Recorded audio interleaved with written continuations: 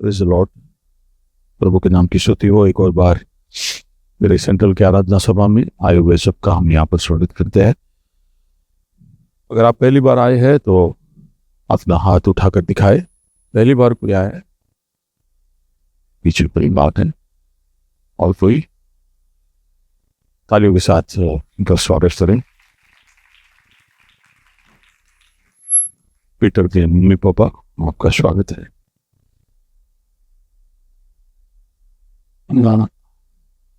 Sam और ब्लेसी जो गांधीधाम में उनके भाई बेंसन आया था क्या? बेंसन और परिवार का स्वागत है। और कोई लंबे समय बाद आया है? मुझे दिखाई नहीं दे रहा है। ओके, सबका यहाँ पर स्वागत है। विराज और जैसन, आपका स्वागत है पोरबंदर से। ओके, और यहाँ किंजल की बहन हमारे बीच में है। Welcome welcome. क्या, थैंक यू। ओके, आइए प्रभु के वचन की घोषणा की तरफ जाएं। सोफिया, आइए अपने बाइबलों को उठाए। ये मेरा बाइबल है। ये प्रभु का प्रेरित वचन है। ये जीवित है, ये प्रबल है, ये चोखे धार से काटता है, ये गहराई तक छेदता है, ये मेरी भावनाओं को परखता है, ये मेरे विचारों को जांचता है। ये उपदेश के लिए, समझाने के लिए, सुधारने के लिए, शिक्षा के लिए लाभदायक है। ये मेरे वार का हथियार है, ये मेरे बचाव का रहस्य है, ये मेरे पाँव के लिए दीपक है, ये मेरी राह के लिए उजियाला है। इसने दिखाया कि मैं क्या था, ये याद कराता है कि मैं क्या हूँ, ये बताता है कि मैं क्या बनूंगा। इसकी ताजगी के लिए तत्पर हूँ, इसके छुटकारे के लिए बेताब हूँ, मैं इसे सुनने के लिए तैयार हूँ। हमारा खुदाबंद हमेशा हमेशा हमेशा हमेशा महिमा पाए, फज़्ल और इत्मीनान हम पाए। आमीन। आत्मा के फल देख रहे हैं और पिछले 8 हफ्तों के अंदर हमने उसके 8 जो विभाग है वो हमने देखे। फल गिनती में 9 जैसे दिखते हैं, लेकिन 9 नहीं, एक ही फल है। उसके 9 अलग अलग उसके रूप है, या उसके प्रदर्शन है, या उसके विभाग है। 9 अलग अलग तरह से आप उसको देख सकते हो, उसका अभिव्यक्ति हो सकता है, लेकिन मूल में आत्मा का फल प्रेम है। पहला फल भी प्रेम है, और 9 को साथ में देखे तो भी वो प्रेम ही है। और आज हम उसके आखिरी संदेश की तरफ आए हैं, जहाँ पर परमेश्वर का वचन प्रेम के विषय में हमें क्या बताता है। और ये जब हम देखेंगे प्रेम क्या है, हमें ऐसा लगेगा कि हाँ, इसके बारे में तो हमें पता है, लेकिन फिर भी थोड़ा ध्यान से गौर करते हुए समझे कि प्रभु का वचन जब प्रेम कहता है तो उसके अंदर की गहराई क्या है, उसके अंदर का मतलब क्या है, उसके अंदर प्रभु की अपेक्षा हमसे क्या है। क्योंकि कई बार जो चीज़ें हम बहुत ज़्यादा जानते हैं या ज़्यादा समझते हैं या जिसका इस्तेमाल ज़्यादा करते हैं, हमें ऐसा लगता है कि हमें उसके बारे में पता है, लेकिन सच में शायद गहराई में उतनी हमें समझ नहीं होती। और प्रेम एक ऐसा शब्द है। तो इसलिए हम प्रभु के वचन के आगे अपने आप को समर्पित करते हुए इस सबूत की तरफ हम बढ़े। पवित्र आत्मा का आपके जीवन में वास करने का एक सबूत है कि हमारे अंदर प्रेम दिखाई देगा। ये किस तरह का प्रेम है, हम देखें। आमतौर से जब प्रेम जो शब्द है उसको समझे तो उसका मतलब है एक गहरा लगाव।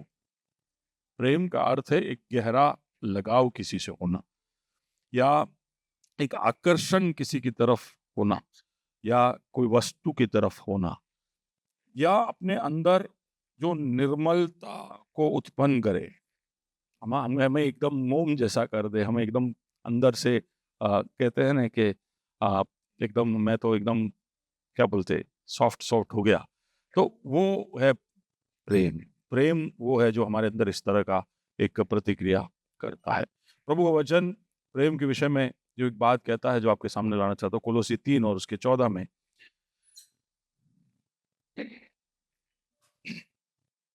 कोलोसे 3 और उसके 14। या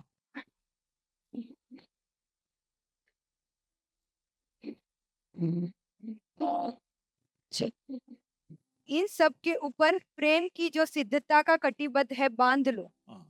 बहुत कुछ कहने के बाद कहता है, प्रभु का वचन पौलुस प्रेरित के द्वारा कहता है कि इन सब के ऊपर प्रेम, वापस पढ़िए, इन सब के ऊपर जो प्रेम को जो सिद्धता का कटिबंध है हाँ। बांध लो। प्रेम सारे चीजों के ऊपर है। What is English? Above all, हाँ, put on love which is the bond of perfection. सारी चीजों को बांध कर रखता है प्रेम। हमारे अंदर जो कुछ भी है, जितने भी आत्मा के फल है, उसको समेट कर एक साथ बांध कर रखने वाला है प्रेम। पौलुस कुलोसियों को जब लिख रहा है तो वो हमारे लिए भी है कि हमें याद रखना चाहिए कि प्रेम जो है गोंद के समान है, जो हमारे अंदर की सारी भलाइयों को अपने जगह पर रखता है। अगर प्रेम नहीं होगा तो आपके अंदर जो भी भलाइयां है वो कोई काम की नहीं रहेगी, या वो अपने जगह पर रह नहीं पाएगी। तो उसको दूसरे तरीके से देखे तो प्रेम, समझो एक हार हो मोतियों का, तो उसमें जो तार जा रहा है वो प्रेम है। या एक इमारत खड़ा हो तो उसकी दीवारों में ईंटें तो लगी है, लेकिन ईंटों को जोड़ के रखने वाला जो सीमेंट है वो है प्रेम। या अगर ऐसा समझिए कि कोई एक संगीत का कार्यक्रम हो रहा है, तो उसमें बहुत संगीतकार है, लेकिन उन सब के आगे उसका एक निर्देशक है, वो है प्रेम का प्रतीक। तो प्रेम एक निर्देशक के समान है, एक सीमेंट के जैसा है, एक तार के जैसा है, या एक रस्से के जैसा है, या डोरी के जैसा है, जो चीजों को संभाल कर या साथ में रखता है। बहुत ही एक ताकतवर जज्बात है, वेरी वेरी पावरफुल इमोशन। हमें कभी कभी लगता है कि गुस्सा या नफरत या जोश या उत्साह, ये सब बहुत ही ताकतवर जज्बात है। क्योंकि गुस्सा हो या उत्साह हो या जोश हो तो आप युद्ध करने जा सकते हो, आप बड़े याव के हिम्मत के काम कर सकते हो। तो ये जज्बात अपने आप में बहुत अहमियत रखते हैं, लेकिन ये सबसे भी ऊंचा और ताकतवर है प्रेम। कैसे? क्योंकि एक समय आएगा जब गुस्सा जितना भी तेज हो ठंडा हो जाए। एक समय आएगा कि उत्साह या जोश जितना भी भरा हुआ हो वो फानी हो जाएगा। और एक समय ऐसा आएगा कि आपके अंदर नफरत कितनी भी हो या आपके अंदर डर जितना भी हो, वो सब खत्म हो जाएगा। लेकिन प्रेम जो है वो खत्म नहीं होगा, प्रेम बना रहेगा।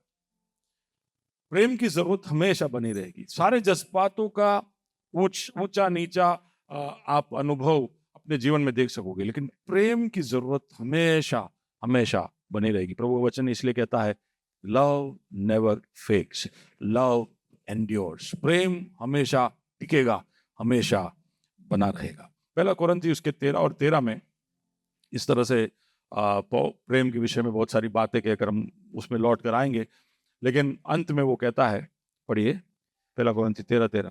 पर अब विश्वास, आशा, प्रेम ये तीनों स्थायी है। हाँ, पर तीन चीजें स्थायी है, ऐसा पौलुस कहता है। तीन चीजें स्थायी है, यानी बाकी सारे जज्बात और चीजें इस जीवन के दरमियान, इस पृथ्वी के जीवन काल के समय आते जाते रहेंगे, लेकिन तीन चीजें स्थायी है जिसकी जरूरत आपको रहेगी, विश्वास, आशा और प्रेम। जिंदगी भर आपको विश्वास चाहिए होगा, विश्वास नहीं होगा तो आप आगे कदम नहीं रख पाओगे। आशा नहीं होगी तभी भी आगे आप कुछ देख नहीं पाओगे, आप हिम्मत नहीं जुटा पाओगे। तो विश्वास चाहिए। आप यहां पर बैठे हो तो विश्वास से बैठे हो कि ये चेयर सब नीचे गिर नहीं जाएंगे, या ये सीलिंग आपके सर पे गिरेगा नहीं, है नहीं, आपने ऐसा सोचा नहीं, लेकिन है वो विश्वास आपके अंदर, है कि नहीं? अभी सब देख रहे ऊपर, लेकिन वो विश्वास के साथ आप यहां बैठे, आशा के साथ बैठे हैं। आशा नहीं होगा तो हम आगे की ओर कदम नहीं रख सकते। तो ये दो चीजें तो बहुत स्थायी है, और प्रेम भी उतनी ही स्थायी है। जितनी विश्वास की जरूरत, जितनी आशा की जरूरत, उतनी प्रेम की भी जरूरत है। लेकिन फिर पौलुस कहता है पर इनमें सबसे बड़ा प्रेम है। इन तीनों में भी हमको ऐसा लगता है कि उद्धार दिलाने वाला विश्वास है, हमें प्रभु से मिलने वाले हमारा आशा है, तो उससे बड़ा थोड़ी हो सकता है प्रेम। लेकिन प्रभु का वचन कहता है कि विश्वास से बड़ा जो तुम्हें उद्धार देता है, आशा जो तुम्हें प्राप्त होने वाला है, उससे भी बड़ा है क्या? जोर से बोलिए। हमारा नाम विश्वास ही है, लेकिन हमारे अंदर जो विश्वास है उससे बड़ा है प्रेम। तो मैं चाहता हूं कि अब जब आप सुन रहे हो तो आप उस बात को थोड़ा और समझे, प्रेम की अहमियत को, प्रभु प्रेम को किस जगह पर रखता है उसको जरा सही तरह से समझने की कोशिश करें। विश्वास अत्यधिक है, जरूरी है हमारे लिए। विश्वास नहीं होगा तो हम इस संसार में प्रभु के चेले होकर आगे दिनों को नहीं देख पाएंगे, आशा के बगैर भी नहीं देख पाएंगे। लेकिन प्रेम, प्रभु का वचन कहता है कि उस दोनों से बढ़कर है प्रेम। तो प्रेम एक बहुत ही ताकतवर जज्बात है, क्योंकि उसके अंदर वो सामर्थ्य। प्रेम लोगों को बहुत भारी भारी दाम चुकाने के लिए मजबूर करता है, अपना जान तक न्यौछावर करने के लिए प्रेम मजबूर करता है। तो देश प्रेम है, या यारों का एक दूसरे के लिए जो प्रेम है, प्रेम बड़े बड़े प्रतीक छोड़ कर गया है। इसलिए आज भी हम आगरा जाते हैं, प्रेम के प्रतीक ताजमहल को देखते हैं। पुराने जमाने में कहा जाता है कि एक बहुत बड़ा वंडर ऑफ द वर्ल्ड था हैंगिंग गार्डन्स ऑफ बेबीलोन। उसको उस समय के राजा ने अपनी रानी के लिए बनाया था। बहुत ही भारी दाम में उसने एक वर्टिकल, सीधा खड़े रहने वाला गार्डन उसने अपने रानी के लिए खड़ा किया। इतिहास में हम देखें तो एक बहुत ही दो सामर्थी रूलर्स थे, एक था एंथनी और एक थी क्लियोपाट्रा, इजिप्ट की रानी। लेकिन उन्होंने उनके प्यार के वास्ते एक साथ अपना जान दे दिया। प्रेम मजबूर करता है ताकतवर लोगों को भी बहुत ही भारी दाम चुकाने के लिए, और मदर तेरेसा जैसे लोगों को भी अपना सब कुछ छोड़कर, अपना आराम छोड़कर, अपने सुखदायी जिंदगी को छोड़कर कलकत्ता जैसे शहर में आकर गरीबों की चालियों में रहकर एकदम अनहाइजीनिक, समझो एकदम स्वास्थ्य के लिए हानिकारक वातावरण में रहकर लोगों की सेवा करने के लिए, आप मदर तेरेसा से पूछो कि क्या आपको मजबूर करता है, तो वो बोलेगी प्रेम। प्रेम इंसान को दीवाना करता है। प्रेम बाकी सारे जज्बातों के ऊपर हावी हो सकता है। कोई क्रोध से आए तो प्रेम से आप पेश आओ तो उस पर हावी हो सकता है। हमें ऐसा लगता है कि क्रोध या डर से हम कोई भी जज्बात पर हावी हो सकते हैं, उल्टा है। तो दुनिया के लोग जब डर को लेकर, खौफ को लेकर, क्रोध को लेकर लोगों को जब जीतने की कोशिश करते हैं, तो हमको बनाने वाला परमेश्वर जानता है कि लोगों को जीतने के लिए क्या करना चाहिए। इसलिए उसने प्रेम के रूप में एक मसीहा को भेजा, क्योंकि वो सच में हमको जीतना चाहता था। हालेलुया। प्रेम कोई भी जज्बात को या कोई भी व्यक्ति को जीत सकता है। वो किसी के दिल को बदल सकता है, किसी के मन को बदल सकता है, किसी को जीतने के लिए हमको मौका दे सकता है। ओके, लेकिन प्रेम सिर्फ एक जज्बात नहीं जो हमारे अंदर उमड़ रहा है, प्रेम एक निर्णय भी है। Love is also a choice. अगर प्रेम सिर्फ जज्बात होता तो कोई बीमार व्यक्ति की सालों तक सेवा करना मुश्किल हो जाता। कोई बीमार हो, हमने देखा होगा कि पति बीमार हो तो पत्नी, पत्नी बीमार हो तो पति, या माँ बाप बीमार है तो बच्चे, बच्चे बीमार है तो माँ बाप। ये सब हम परिवारों के अंदर, रिश्तों के अंदर देखते हैं कि कैसे लोग एक दूसरे के लिए बड़ी तकलीफ उठाते हैं और सालों सालों तक सेवा करते रहते हैं। पूछो क्यों करते हैं तो बोलेंगे प्रेम। उन्हें फील नहीं हो रहा है। उस तरह की सेवा रोज करते रहना, रोज किसी के गंदगी को साफ करना, उसको सेवा करते रहना, अपने सपनों को, अपने इरादों को, अपने अरमानों को बाजू में रखकर उसकी सेवा करते रहना आसान नहीं है। लेकिन लोग इसके लिए तैयार हो जाते हैं। क्यों? फील नहीं हो रहा है, लेकिन निर्णय ले रहे हैं। It is a choice. तो प्रेम केवल एक जज्बात है ऐसा सोचकर हम ना रहे। प्रेम को संसार ने केवल एक जज्बात में सीमित कर दिया है, लेकिन प्रभु का वचन हमें याद दिलाता है कि प्रेम सिर्फ एक जज्बात नहीं है, एक भावना नहीं है, आपके अंदर उमड़ने वाले वो इमोशंस नहीं है, वो एक चॉइस है, एक निर्णय है जो हमें लेना पड़ेगा। रिश्तों में अगर प्रेम ना हो तो प्रेम बिल या रिश्ता एकदम ठंडा, फॉर्मल, एकदम कोल्ड, ट्रांजैक्शनल हो जाता है। रिश्ते सरकारी अफसरों के साथ या सरकारी ऑफिसों में जाकर जो व्यवहार होते हैं बिल्कुल औपचारिक, जरा भी उसमें क्या बोलते हैं जिंदगी नहीं, उसमें जिंदगी चली जाती है अगर रिश्तों में प्रेम ना हो। तो हम गाड़ी के अलग अलग पुर्जों से हम प्रेम की तुलना कर रहे थे। तो अगर गाड़ी के साथ हम देखें प्रेम को, तो प्रेम गाड़ी का इंजन है। अगर ये इंजन है तो हेडलाइट है, ये इंजन है तो अंदर ब्रेक है, ये इंजन है तो सस्पेंशन है, ये इंजन है तो स्टीयरिंग है, ये इंजन है तो बाकी सब भी कोई काम का है। प्रेम है तो सब है, प्रेम नहीं है तो कुछ नहीं। लेकिन ये संसार प्रेम को किस तरह से देखता है, उसमें सबसे ज्यादा पॉपुलर किया गया, प्रसिद्ध किया गया, सबसे ज्यादा जिसका महिमा मंडन हुआ है वो है प्रेम का। लेकिन आप संसार जिस प्रेम के विषय में बोलता है उसकी ओर गौर करोगे तो वो जज्बातों से और स्वार्थता से धकेला हुआ है। बड़ा जरा भी आप उसके ऊपर भरोसा नहीं रख सकते। तो प्रेम गाथाएं हमने देखी होगी, है ना, कुछ कुछ अभी अभी मैंने सुना 25 साल हो गए, 25 साल हो गए, कितने हो गए, दिलवाले दुल्हनिया लेके जाके, कितने साल हुए है? ऐसे ही बड़े बड़े सिनेमा से जो सेलिब्रेटेड है प्रेम के ऊपर है, मुगल आजम, ठीक है, सिलसिल, कुछ कुछ मुझे याद आया, देवदास, हाँ सॉरी, कुछ कुछ होता है, रॉक स्टार, और कुछ बताएंगे आप? मैंने प्यार किया है, सैयारा, अच्छा अच्छा अभी कुछ निकला है, ओके। तो ये सब बॉलीवुड के द्वारा प्रेम को ग्लोरीफाई किया गया है, महिमा मंडन किया गया है कि भाई ये है प्रेम।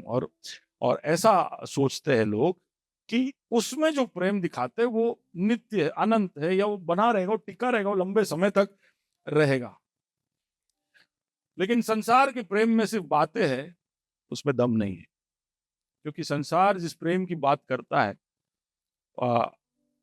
उसको थोड़ा सा पैसा, थोड़ा सा दूसरा कोई ऑप्शन दे दो, उसको सफलता दिखा दो, उसको कोई स्टेटस दिखा दो, उसको कोई आराम दिखा दो, कोई दूसरे ऑप्शंस उसको दे दो, तो लोग तुरंत ही उस ऑप्शन के लिए इस प्यार को छोड़ देते हैं। और ये सच्चाई है। लोग प्यार की बातें जरूर करते हैं, शुरू भी करते हैं, लेकिन जब प्यार को चॉइस बनाना पड़ता है, एक समय ऐसा आता है कि प्यार जो है वो अब फीलिंग नहीं रहा, अब चॉइस बन जाता है। तो जब चॉइस बनाना पड़ता है तो लोग बदल जाते हैं। लेकिन संसार इसके विषय में बोलते रहता है, संसार इसके पीछे पड़ा रहता है। तो इसलिए अलग अलग जगह पर प्यार को और अलग अलग तरह से प्यार को वो समझते हैं और अपने आप को उसमें तसल्ली देते हैं। तो अगर लोगों ने उनके फोटो लाइक किए तो वो भी उनको अच्छा लगता है, उनके सोशल मीडिया पे अगर फॉलोअर्स बढ़ गए तो वो भी उन्हें अच्छा लगता है, अगर उनके फैन फॉलोअर्स हो गए तो उनको अच्छा लगता है। जब तक लोग एक चीज के लिए सहमत है तब तक संसार का प्रेम बना टिका रहता है, लेकिन फिर उसके बाद वो तोड़ देते हैं। कहा जाता है कि पहले जितने तलाक होते थे, ब्रेकअप्स होते थे, पिछले 10 सालों के अंदर 4 गुना हो चुके हैं, 4 टाइम्स। 10 सालों में रिश्तों में जो टूटना है वो 4 गुना हो चुका है। ओके। और ये जो रिश्तों का टूटना है, संसार के प्रेम के बारे में जो परिभाषा है, उसमें हमें कोई सरप्राइज नहीं होना चाहिए, क्योंकि प्रभु का वचन 2 तिमोथी उसका 3 में कहता है। क्योंकि मनुष्य स्वार्थी, लोभी, डिंगमार, अभिमानी, निंदक, माता पिता की आज्ञा टालने वाले, कृतज्ञ, अपवित्र, दया रहित, क्षमा रहित, दोष लगाने वाले, असंयमी, कठोर, भले के बैरी, विश्वासघाती, ठीठ, घमंडी और परमेश्वर के नहीं वरन सुख विलास के ही चाहने वाले होंगे। परमेश्वर के नहीं पर सुख विलास के, खुद के, पैसों के, द्रव्य के चाहने वाले होंगे। ऐसा क्या लिखा है?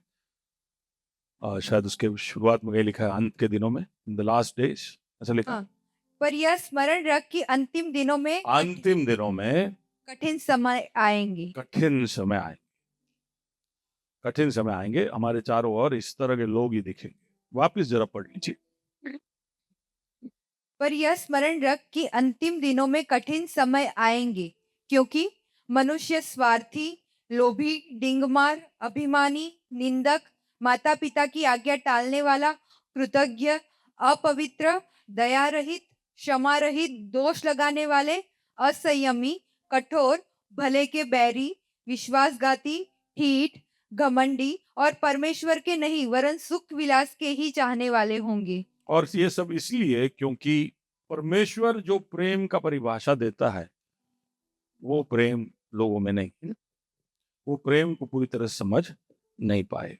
संसार में हम दूसरे धर्मों में भी प्रेम की परिभाषा देखते हैं, तो हिंदू धर्म में सबसे उच्च प्रकार का, उत्तम प्रकार का जो प्रेम है वो है भक्ति। तो परमेश्वर से आप कैसे प्रेम दिखा सकते हो? वो शायद सबसे बड़े तरह का प्रेम है, सबसे ऊंचा महान प्रेम है, और वो है भक्ति। भक्ति करना यानी सबसे बड़ा प्रेम का अभिव्यक्ति है। बाकी संसार में आप जो रिश्तों में या ब्याह के अंदर या माता पिता के अंदर जो भी प्रेम आप दिखाओगे वो आपका कर्म या धर्म है। तो कर्म धर्म के अंदर उसको सीमित कर दिया, और सबसे बड़ा जो प्रेम है वो है भक्ति। इस्लाम में देखो तो प्रेम आज्ञाकारिता है। आप जो अल्लाह ने कहा या कुरान ने कहा वो मानो, तो आप अपने प्रेम को दिखा रहे हो। आज्ञाकारिता, न्याय करना और दया दिखाना, प्रभु की ओर अपने आस्था या श्रद्धा को दिखाते रहना अल्लाह की तरफ, वो है उनके हिसाब से। बुद्धिज्म में प्रेम को केवल करुणा या अनुकंपा तक सीमित किया। वो सबसे बड़ा रूप है प्रेम का।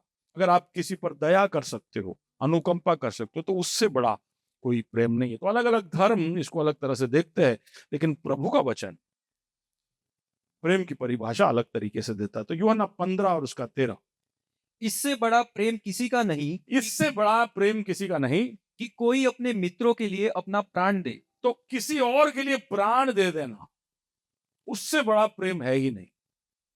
यीशु 15वां यूहन्ना उसके अंदर एक बहुत गहरी बात कलीसिया से कर रहा है। उसके बीच में वो कहता है कि प्रेम जो सबसे ऊंचा तरह का प्रेम है वो ऐसा प्रेम है जो बलिदान या त्याग के लिए तैयार हो जाता है, जो निस्वार्थ है, जो अपनी नहीं दूसरों की भलाई सोचता है, वो है प्रेम। तो बाइबल जब जब पूरे नए नियम के अंदर आप देख लो, जहां जहां पर भी प्रेम लिखा है और उसको आप जब सर्च करोगे तो वहां पर जो शब्द है उसमें यही अर्थ है। तो एक दूसरे से प्रेम करो का मतलब है एक दूसरे को निस्वार्थ होकर त्याग करने की भावना से उसकी भलाई के लिए प्रेम करो। आप वो मेरे साथ के वापस एक दूसरे की, बोले मेरे पीछे, निस्वार्थ होकर त्याग देने के लिए तैयारी रखकर उसकी भलाई के लिए प्रेम करो। 3 चीजें उसमें मैंने खास अभी कही। एक तो निस्वार्थ, अपने ऊपर से फोकस हटाना, त्याग देने के लिए तैयार, बलिदान देने के लिए तैयार होना, यानी उसका मतलब है कि उसके लिए एक दाम चुकाने के लिए तैयार होना। और तीसरा कि उसकी भलाई उसमें होनी चाहिए। आप निस्वार्थ हो रहे हो लेकिन सामने की भलाई नहीं हो रही है, या आप त्याग दे रहे हो लेकिन सामने भलाई नहीं हो रही है, तो भी नहीं चलेगा। तीनों का होना जरूरी है, निस्वार्थ होना, बलिदान देने, कॉस्ट, और सामने उसका भलाई होना। तो ये तीनों जब चीजें होती है तब परमेश्वर के वचन में जो प्रेम है उसके विषय में हम देख सकते हैं। पहला यूहन्ना उसका 3 और उसका 18। हे बालकों, हम वचन और जीभ ही से नहीं पर काम और सत्य के द्वारा भी प्रेम करें। एक और परिभाषा उसके अंदर उसने जोड़ा है कि हम सिर्फ बोलने के लिए प्रेम ना करें, क्या करें? वचन और जीभ ही से वचन और जीभ जीभ, ही से नहीं पर हाँ। काम और सत्य के द्वारा काम और सत्य के द्वारा, नॉट जस्ट बाय वर्ड्स। तो प्रेम बोलकर नहीं, काम और सत्य में भी हम करें, ऐसा प्रभु का वचन कहता है। तो अब हम देखते हैं प्रभु के वचन के इस प्रेम को थोड़ा और, लेकिन उससे पहले क्या प्रेम नहीं है वो देख लेते हैं। क्या प्रेम नहीं है? तो हमें पता है कि नफरत है, या किसी के लिए बैर है, या किसी के लिए आप कुछ दुष्टता अपने मन में लेकर घूम रहे हो, या आपको कड़वाहट है, आप खून करने तक के लिए क्रोध आपके मन में लेकर घूम रहे हो, तो वो प्रेम नहीं है। वो तो हम जानते ही, तो ये तो हमको पता है, बच्चे बच्चे को पता है, वाकिफ है कि ये प्रेम नहीं है। लेकिन अगर वासना है या लालसा है, लस्ट है, तो भी वो प्रेम नहीं है। अगर आप चापलूसी करते हो तो भी वो प्रेम नहीं है। अगर कोई व्यक्ति को आप आराधना करते हो तो भी वो प्रेम नहीं है। अगर प्रेम के अंदर यानी अगर आप जो जो क्लेम करते हो उसके अंदर अगर आप दूसरे व्यक्ति के लिए चिंता नहीं रखते, आप उसको नजरअंदाज करते हो, या आपका स्वार्थ ही देखते हो, यानी उसमें दूसरों की भलाई नहीं दिखती है, तो भी वो प्रेम नहीं है। अगर उसमें सच्चाई नहीं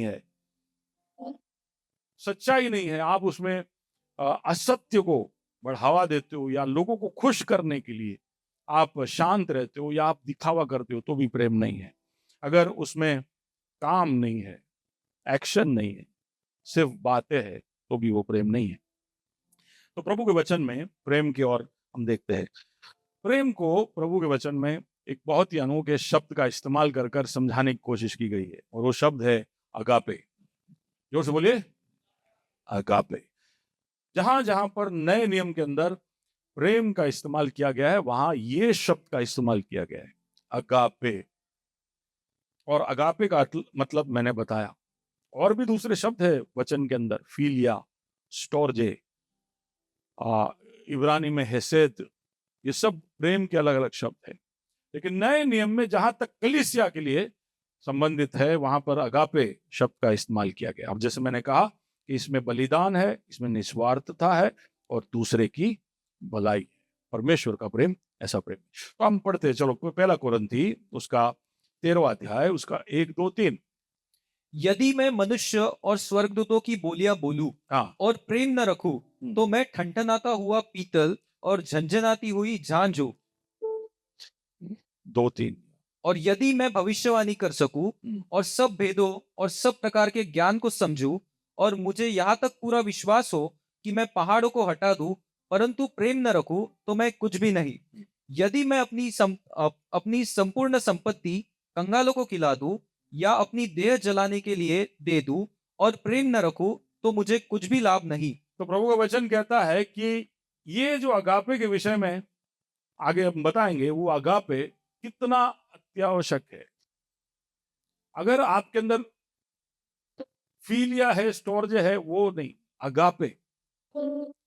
फीलिया स्टोरजे मैं समझाऊंगा आगे क्या है, लेकिन आपके अंदर ये अगापे होना जरूरी है। क्योंकि अगर आप अगापे आपके अंदर नहीं है, लेकिन आप दूतों की भाषा बोलते हो, यानी आपको कुछ स्वर्ग से दान मिला है, आप ऐसी बातें करते हो जो दूसरों को, जो आपके पास ऐसा कुछ है जो दूसरों के पास नहीं है, तो दूतों की भाषा आप बोलते हो, आप अन्य भाषा बोलते हो, आपके पास कुछ ऐसा गिफ्ट है जो आप कहते हो कि जो मुझे स्वर्ग से, प्रभु से, पवित्र आत्मा से मिला है। लेकिन अगर ये होने के बावजूद आपके अंदर अगर अगापे नहीं है, अगापे वाला प्रेम जो त्याग करता है, निस्वार्थ रहता है, दूसरों की भलाई सोचता है, अगर ये प्रेम आपके अंदर नहीं है, तो आपका नाम वहां पर दिया गया है क्या? जरा पढ़ लीजिए, म्यूजिकल है। ठनठनाता हुआ पीतल और झंझनाती हुई झांझ हूँ। ओके, बोल सकते पीछे, पीछे पीछे बोलिए जरा। ठनठनाता हुआ पीतल और झनझनाता हुआ झांझ। तो मैं पवित्र आत्मा में बोलता हूँ, मैं घंटों प्रार्थना करता हूँ, मैं पवित्र आत्मा में की भरपूरी में मैं बहुत ही मगन रहता हूँ। ये सब से कोई मतलब नहीं अगर आपके अंदर अगापे नहीं है, त्याग नहीं है, निस्वार्थ नहीं हो, दूसरों की भलाई नहीं चाहते हो, तो आप ठनठनाते हुए पीतल और झनझनाते हुए झांझ हो। दूसरी तरफ इस तरह से भी कहा है। तो ये चीजें जो आपको प्राप्त हुई, कुछ चीजें जो आपके अंदर से आप बनाकर, यानी जैसे कि आपके अंदर ऐसा विश्वास है, भैया आपको पता है मैंने उस घड़ी में मैंने ऐसा प्रभु पर विश्वास दिखाया कि बड़ा पहाड़ जो है वो चला गया। एक बड़ा सा मुसीबत मेरे सामने आ रहा था, मेरे उस विश्वास के सामने। प्रेज द लॉर्ड, आपके विश्वास के लिए प्रभु का धन्यवाद हो। लेकिन आपके अंदर अगर अगापे नहीं है, प्रेम नहीं है, आप निस्वार्थ नहीं हो, आप त्याग नहीं दे सकते, आप दूसरों की भलाई नहीं सोचते हो, तो पढ़िए क्या लिखा है कि आपका वो भविष्यवाणी, आपका वो सामर्थ्य का काम। पढ़िए जरा वर्स नंबर 2। और यदि मैं भविष्यवाणी कर सकूं हाँ। और सब भेदों और सब प्रकार के ज्ञान को समझूं और तो मुझे भविष्यवाणी भी कर रहा हूं और सब प्रकार के ज्ञान भेद जो परमेश्वर से आप प्राप्त करते हो, मैं प्रभु से डायरेक्ट लिंक है मेरा, हॉट लिंक है मेरा, प्रभु से मैं सुनता हूं और मैं दूसरों को देखता हूं तो मैं बोलता हूं थस सेज द लॉर्ड, प्रभु तुमसे ये बात कर रहा है। आप समझिए कितनी गंभीरता से पौलुस ये बात रख रहा है कि तुम प्रभु से डायरेक्ट लिंक सुनते होंगे, तुम भविष्यवाणी करते होंगे, तुम्हें प्रभु बड़े बड़े रहस्य और भेद बताता भी होगा, लेकिन अगर तुम्हारे अंदर अगापे नहीं तो मैं कुछ भी नहीं। तो तुम्हें कुछ भी नहीं, नथिंग। तीसरा, तो this is what you get, what you have and what you can give. आप क्या दे सकते हो क्या है? यदि मैं अपनी संपूर्ण संपत्ति कंगालों को खिला दूं, कंगाल कैसा दिलदार आदमी होगा जो अपना संपूर्ण संपत्ति किसी को दे देता है, उसको लेकर तो हम कहते हैं कि कितना महान पुरुष है ये। इसके जैसा परोपकारी मैंने देखा नहीं है। दूसरा, या अपनी देह जलाने के लिए, अपनी देह जला दे, यानी वो शहीद होने के लिए तैयार हो जाए। देश के लिए हो सकता है, कोई भी देश के लिए अपनी जान दे दे, या कोई भी एक एक एक एक विषय के लिए अपना त्याग दे दे, तो इतिहास उसको याद रखता है। लेकिन बाइबल कहता है कि तुम ये सब भी करो, लेकिन और प्रेम न रखो तो मुझे कुछ भी लाभ नहीं। तो मुझे कुछ भी लाभ नहीं, यानी ये सब का कोई मतलब ही नहीं है। परोपकारी बन जाओ, भविष्यवाणी करो, प्रभु के भेद और रहस्य खोलकर लोगों को बताओ, अन्य भाषा में बोलो, चिन्ह चमत्कार करो, शहीद हो जाओ, ये सब एक तरफ, अगापे दूसरी तरफ। अगापे है तो आप करुणा दिखा पाओगे, मेहरबान हो पाओगे। अगापे है तो आप में धीरज होगा। अगापे है तो आप भलाई दिखा पाओगे, विश्वसनीयता, कोमलता, आत्मसंयम। अगापे है तो आपके अंदर आनंद, आपके अंदर शालो। अगापे है तो ये सब है, अगापे नहीं है तो कुछ नहीं है। अब सोचने की जरूरत है कि सुन तो लिया भैया कि ये अगापे कैसे प्राप्त करें, पर उससे पहले आप समझ जाइए कि अगापे के अंदर और क्या क्या है। पहला कोरिन्थी का 13 और उसके 4 से 8 जब हम पढ़ते हैं तो ये कई बार आपने पढ़ा होगा, देखा भी होगा, प्रेम की परिभाषा। तो उसमें क्या प्रेम, अगर हमारे अंदर अगापे है तो उसका चरित्र कैसा है, और हमारे अंदर अगापे है तो वो किस किस तरह के निर्णय लेता है, और अगर हमारे अंदर अगापे है तो वो कब तक रहेगा, तो वो बता रहा है। तो आप ध्यान से सुनिए। प्रेम धीरजवंत है हाँ। और कृपालु है। तो ये ये अगापे का चरित्र है, धीरजवंत है, कृपालु है। प्रेम डाह नहीं करता, तो अब ये निर्णय ले रहा है कि मैं डाह नहीं करता। नहीं करता, प्रेम अपनी बड़ाई नहीं करता मैं बढ़ाई नहीं करता, और फूलता नहीं। मैं फूलता नहीं। ये सब निर्णय ले रहा है। प्रेम आपके अंदर होगा तो आपको निर्णय लेने में मदद करेगा। प्रेम आपके अंदर होगा तो आपका चरित्र में कुछ बदलाव होगा और आप कुछ निर्णय ले पाओगे। तो दोनों को आप समझ लेना, जहां पर आप समझने की कोशिश करना कौन सी चीज यहाँ पर मेरे चरित्र के साथ है और कौन सी चीज मेरा निर्णय के साथ है। Some things are ease, some things are choices. Okay, वापिस पढ़िए। प्रेम, प्रेम धीरजवंत है हाँ और कृपालु है। हाँ, प्रेम डाह नहीं करता, प्रेम अपनी बड़ाई नहीं करता और फूलता नहीं। प्रेम फूलता नहीं, वह अनरीति नहीं चलता, अनरीति नहीं चलता, वह अपनी भलाई नहीं चाहता, अपनी भलाई नहीं चाहता, झुंझलाता नहीं, झुंझलाता नहीं, बुरा नहीं मानता, बुरा नहीं मानता। कुकर्म से आनंदित नहीं तो होता। जेंजी वाले सब तकलीफ में आ जाएंगे, सारे जेंजी वाले, क्योंकि थोड़ी थोड़ी बातों के लिए बुरा लग जाता है उनको, है ना। तो प्रेम अगर होगा, अगापे अंदर होगा तो क्या होगा? बुरा नहीं मानता, कुकर्म से आनंदित नहीं होता, हाँ परंतु सत्य से आनंदित होता है। ओके, वह सब बातें सह लेता है, सह लेता। अभी उसका चरित्र वापिस आ रहा है। वो सह लेता है, सब बातों की प्रतीति करता है, प्रतीति करता है, सब बातों की आशा रखता है, आशा रखता है, सब बातों में धीरज रखता है। धीरज रखता है। प्रेम कभी टलता नहीं, प्रेम कभी टलता नहीं। भविष्यवाणियां हो तो समाप्त हो बस जाएंगी, ठीक है, ठीक है। प्रेम कभी टलता नहीं, ये अगापे। और प्रभु कहता है कि ये अगापे, ये सब तुम्हारे अंदर होना चाहिए। जो बच्चे सब ये कल नेक्स्ट वीक प्लीज, और पेरेंट्स और जितने भी लोग हैं, प्रेम की इस परिभाषा को कहीं ना कहीं हमारे दिमाग में उतारना जरूरी है। क्योंकि ये नहीं है तो हमें कुछ नहीं, ये नहीं है तो हमें कोई लाभ नहीं, ये नहीं है तो हम ठनठनाते हुए पीतल और झनझनाते हुए जाज है। बड़े कठोर शब्द है जो प्रभु का वचन हमसे कह रहा है। अगापे जरूरी है। विश्वास थोड़ा ढीला हो जाए चलेगा, प्रेम दिखाते रहना पड़ेगा। क्योंकि आप जब स्वर्ग में पहुंचोगे तभी भी आपको प्रेम दिखाते रहना पड़ेगा।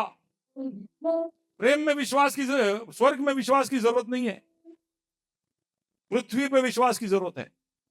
यहां पर आप जब जीते हो तो आपको विश्वास चाहिए।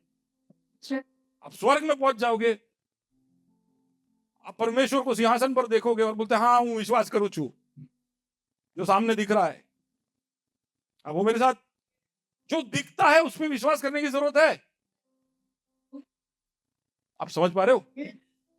जो दिखता है उसके लिए विश्वास करने की जरूरत नहीं है। जो आपको मिल चुका है उसके लिए आशा रखने की जरूरत नहीं है। लेकिन स्वर्ग में प्रेम चाहिए होगा, स्वर्ग में अगापे दिखाते रहना होगा। स्वर्ग का लैंग्वेज या भाषा है वो अगापे, और उसके लिए तैयारी यही करेंगे। इसलिए हमको ऐसे परिस्थितियों में प्रभु जाने देता है जहां पे हमको धीरजवंत होना पड़े। इसलिए हमें स्वर्ग में कैसे धीरजवंत होंगे? स्वर्ग में कैसे धीरजवंत होंगे? आप सोच पा रहे हो? स्वर्ग में किस बात का धीरज दिखाने का कि मल से ऐसा? स्वर्ग में तो आप पहुंचोगे सब मिल जाएगा आपको, तो स्वर्ग में धीरज की जरूरत नहीं है। स्वर्ग में हूं कृपालु थईस। किस पर भाई? जिस पर प्रभु कृपालु हो चुका है और उसको सब दे चुका है। ऊपर थी थोड़ा आइसिंग ना केस, उसका जरूरत नहीं है। स्वर्ग में कृपा की जरूरत नहीं है, हमारी ओर से नहीं है। और क्या है? डाह नहीं करता, डींगे नहीं मारता। वहां पे कुछ नहीं कर पाओगे। इतना रोशनी होगा स्वर्ग से, सिंहासन से इतना रोशनी आ रहा होगा कि आपकी महिमा सब तुझसे उसके सामने। तो वहां पर आपने नहीं कि मैं स्वर्ग में नहीं मारूंगा डींगे, यहाँ थोड़ा मार लेना दो ना। तो यहाँ पे ब्रांडिंग बहुत इंपॉर्टेंट है, यहाँ पे थोड़ा ब्रांड बनाना पड़ता है। हाँ, नहीं तो नहीं, लोग नहीं समझते। स्वर्ग में बहुत सारी चीजें जो प्यार के साथ जुड़ी हुई है, उसको डेवलप करने के लिए स्कोप ही नहीं है। अगापे जो मांग रहा है, वो अगर हमारे अंदर आना है तो वो यहीं पर इस पृथ्वी पर ही हो सकता है। तो वापस उस लिस्ट को जरा पढ़े, आप समझिए कि ये सब अगर अगापे के अंदर है तो ये आज मैं जिस परिस्थिति में रहता हूं, आज मेरे जो रिश्ते हैं, आज मेरे जो दोस्त हैं, आज मेरे जो अनुभव है, उसके अंदर ही ये अगापे मेरे अंदर आ सकता है। तभी ये सारी बातें मेरे अंदर से उत्पन्न हो सकती है। तो वापस पढ़िए, प्रेम धीरजवंत है, प्रेम धीरजवंत है हाँ, और कृपालु है। कृपालु है, प्रेम डाहा नहीं करता, प्रेम अपनी बड़ाई नहीं करता, वो फूलता नहीं, वह अनरीति नहीं चलता, वह अपनी भलाई नहीं चाहता, झुंझलाता नहीं, बुरा नहीं मानता, कुकर्म से आनंदित नहीं होता, परंतु सत्य से आनंदित होता है। वह सब बातें सह लेता है। सह लेता है। स्वर्ग में हूं सही ले सवे, एनो कमरा, मेरा कमरा छोटा होगा तो मैं सह लूंगा, ऐसा ऐसा सब नहीं बोलना पड़ेगा। सब बातों की प्रतीति करता है, सब बातों की आशा करता है। ये सब यहीं पे हो पाएगा, ये सारी चीजें यहीं पे हो पाएगी। जैसे गाड़ी में बहुत सारी चीजें है, कंपनी में ही हो पाएगी। तो मुझे जब मेरा गाड़ी मिला नया वाला, तो उसके कुछ दिनों के बाद मुझे पता चला कि उसके दरवाजे पे रिपेयर हुआ है। नई गाड़ी मुझे थी, लेकिन उसमें रिपेयर हुआ। तो बहुत सफाई से डीलर ने काम किया था, लेकिन मैंने और कहीं दिया था तो उसने चेक करके बोला, सर आपकी गाड़ी में 2 जगह पे कुछ रिपेयर काम हुआ है। और मैं कंपनी में लेके गया, मैंने बताया, उन्होंने 3 दिन लगाया। उनको सब पता था, वो सोच रहे थे कि पोल खुली है तब क्या बताए। उन्होंने कहा कि हम आपको पूरा दरवाजा पेंट करके दे देंगे। तो अच्छा प्रपोजल है कि नहीं? पूरा पूरा दरवाजा वो पेंट करके दे दे। तो पहले टचिंग किया था उन्होंने, अब पूरा दरवाजा पेंट करके दे देंगे। डीलर ने कहा हम फ्री में आपको कर देंगे। मैंने कहा उस पर कोटिंग लगाओ, कोटिंग भी करके दे देंगे। तो मुझे मान लेना चाहिए कि नहीं? क्यों नहीं मानना चाहिए? नहीं, वो नहीं है। क्यों डीलर के पेंटिंग को नहीं मानना चाहिए?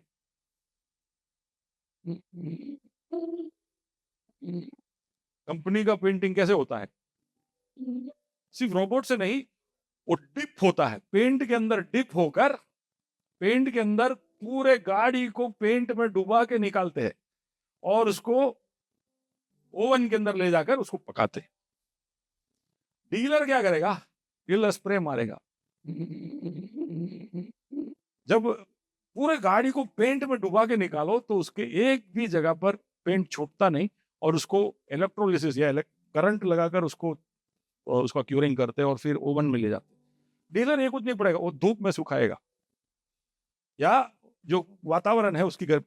तो दोनों पेंट में फर्क है, दिखने में एक जैसे होंगे लेकिन 2 साल बाद 3 साल बाद डीलर का जो पेंट है वो ढीला पड़ जाएगा। लेकिन गाड़ी का पेंट जो कंपनी से होकर आया है वो 10 साल बाद भी वैसे वैसे रहेगा। अब वो मेरे साथ, तो कुछ चीजें हैं जो जहां पे होनी चाहिए वहीं पे हो पाएगी। और इस संसार में जब प्रभु ने हमको रखा है तो अगापे के अंदर बहुत सारी गुण विशेषताएं प्रभु जोड़ने के लिए कार्य कर रहा है।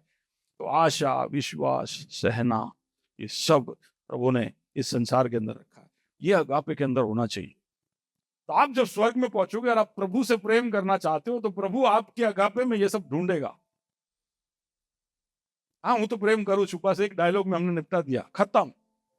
पर उस प्रेम की गहराई को प्रभु नापेगा। मैं आता हूं उसकी तरफ। प्रेम के अलग अलग डायमेंशन है, कम से कम 4 डायमेंशन में प्रभु प्रेम को समझाता है। 4 डायमेंशन। प्रेम को प्रभु नापेगा, क्योंकि स्वर्ग में सिर्फ प्रेम की जरूरत है। बोले हूं पहुंची जो वधार नहीं, इज नॉट इनफ। काफी नहीं है क्या कि मैं स्वर्ग में पहुंचू? नहीं, तुम अगापे के साथ पहुंचो, अगापे लेकर पहुंचो, वो जरूरी है। और मैंने तो अन्य भाषा बहुत बोला, नहीं चलेगा।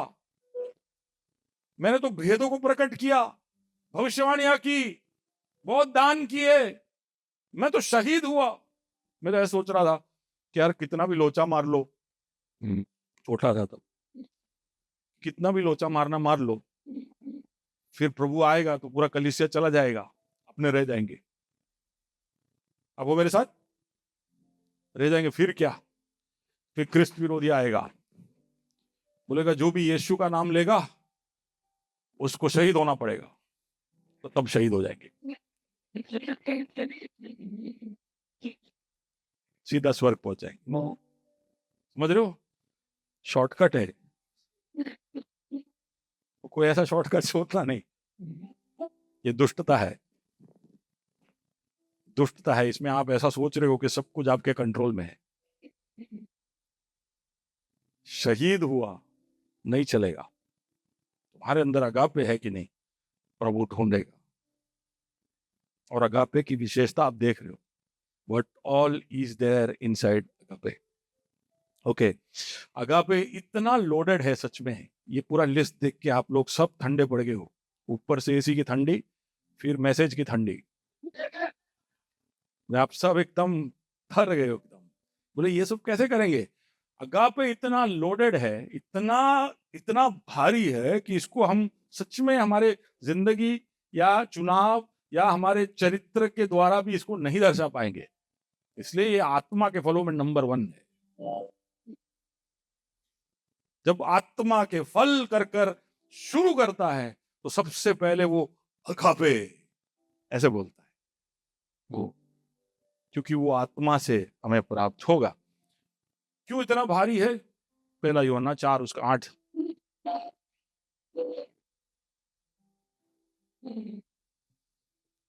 जो प्रेम नहीं रखता वह परमेश्वर को नहीं जानता, क्योंकि परमेश्वर प्रेम है। परमेश्वर अगापे है,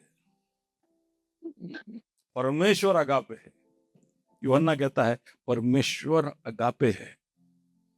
तो आपने परमेश्वर को पाया तो अगापे आना ही चाहिए। ऐसा कि परमेश्वर आ गया लेकिन अगापे बाहर रह गया, ऐसा हो सकता है? नहीं हो सकता है। अगापे को समझाने के लिए परमेश्वर को ही वास्तविक रूप से आना पड़ेगा, तभी अगापे समझ पाओगे, समझा पाओगे, समा पाओगे। आपके अंदर अगापे परमेश्वर के होने की वजह से हो सकता है।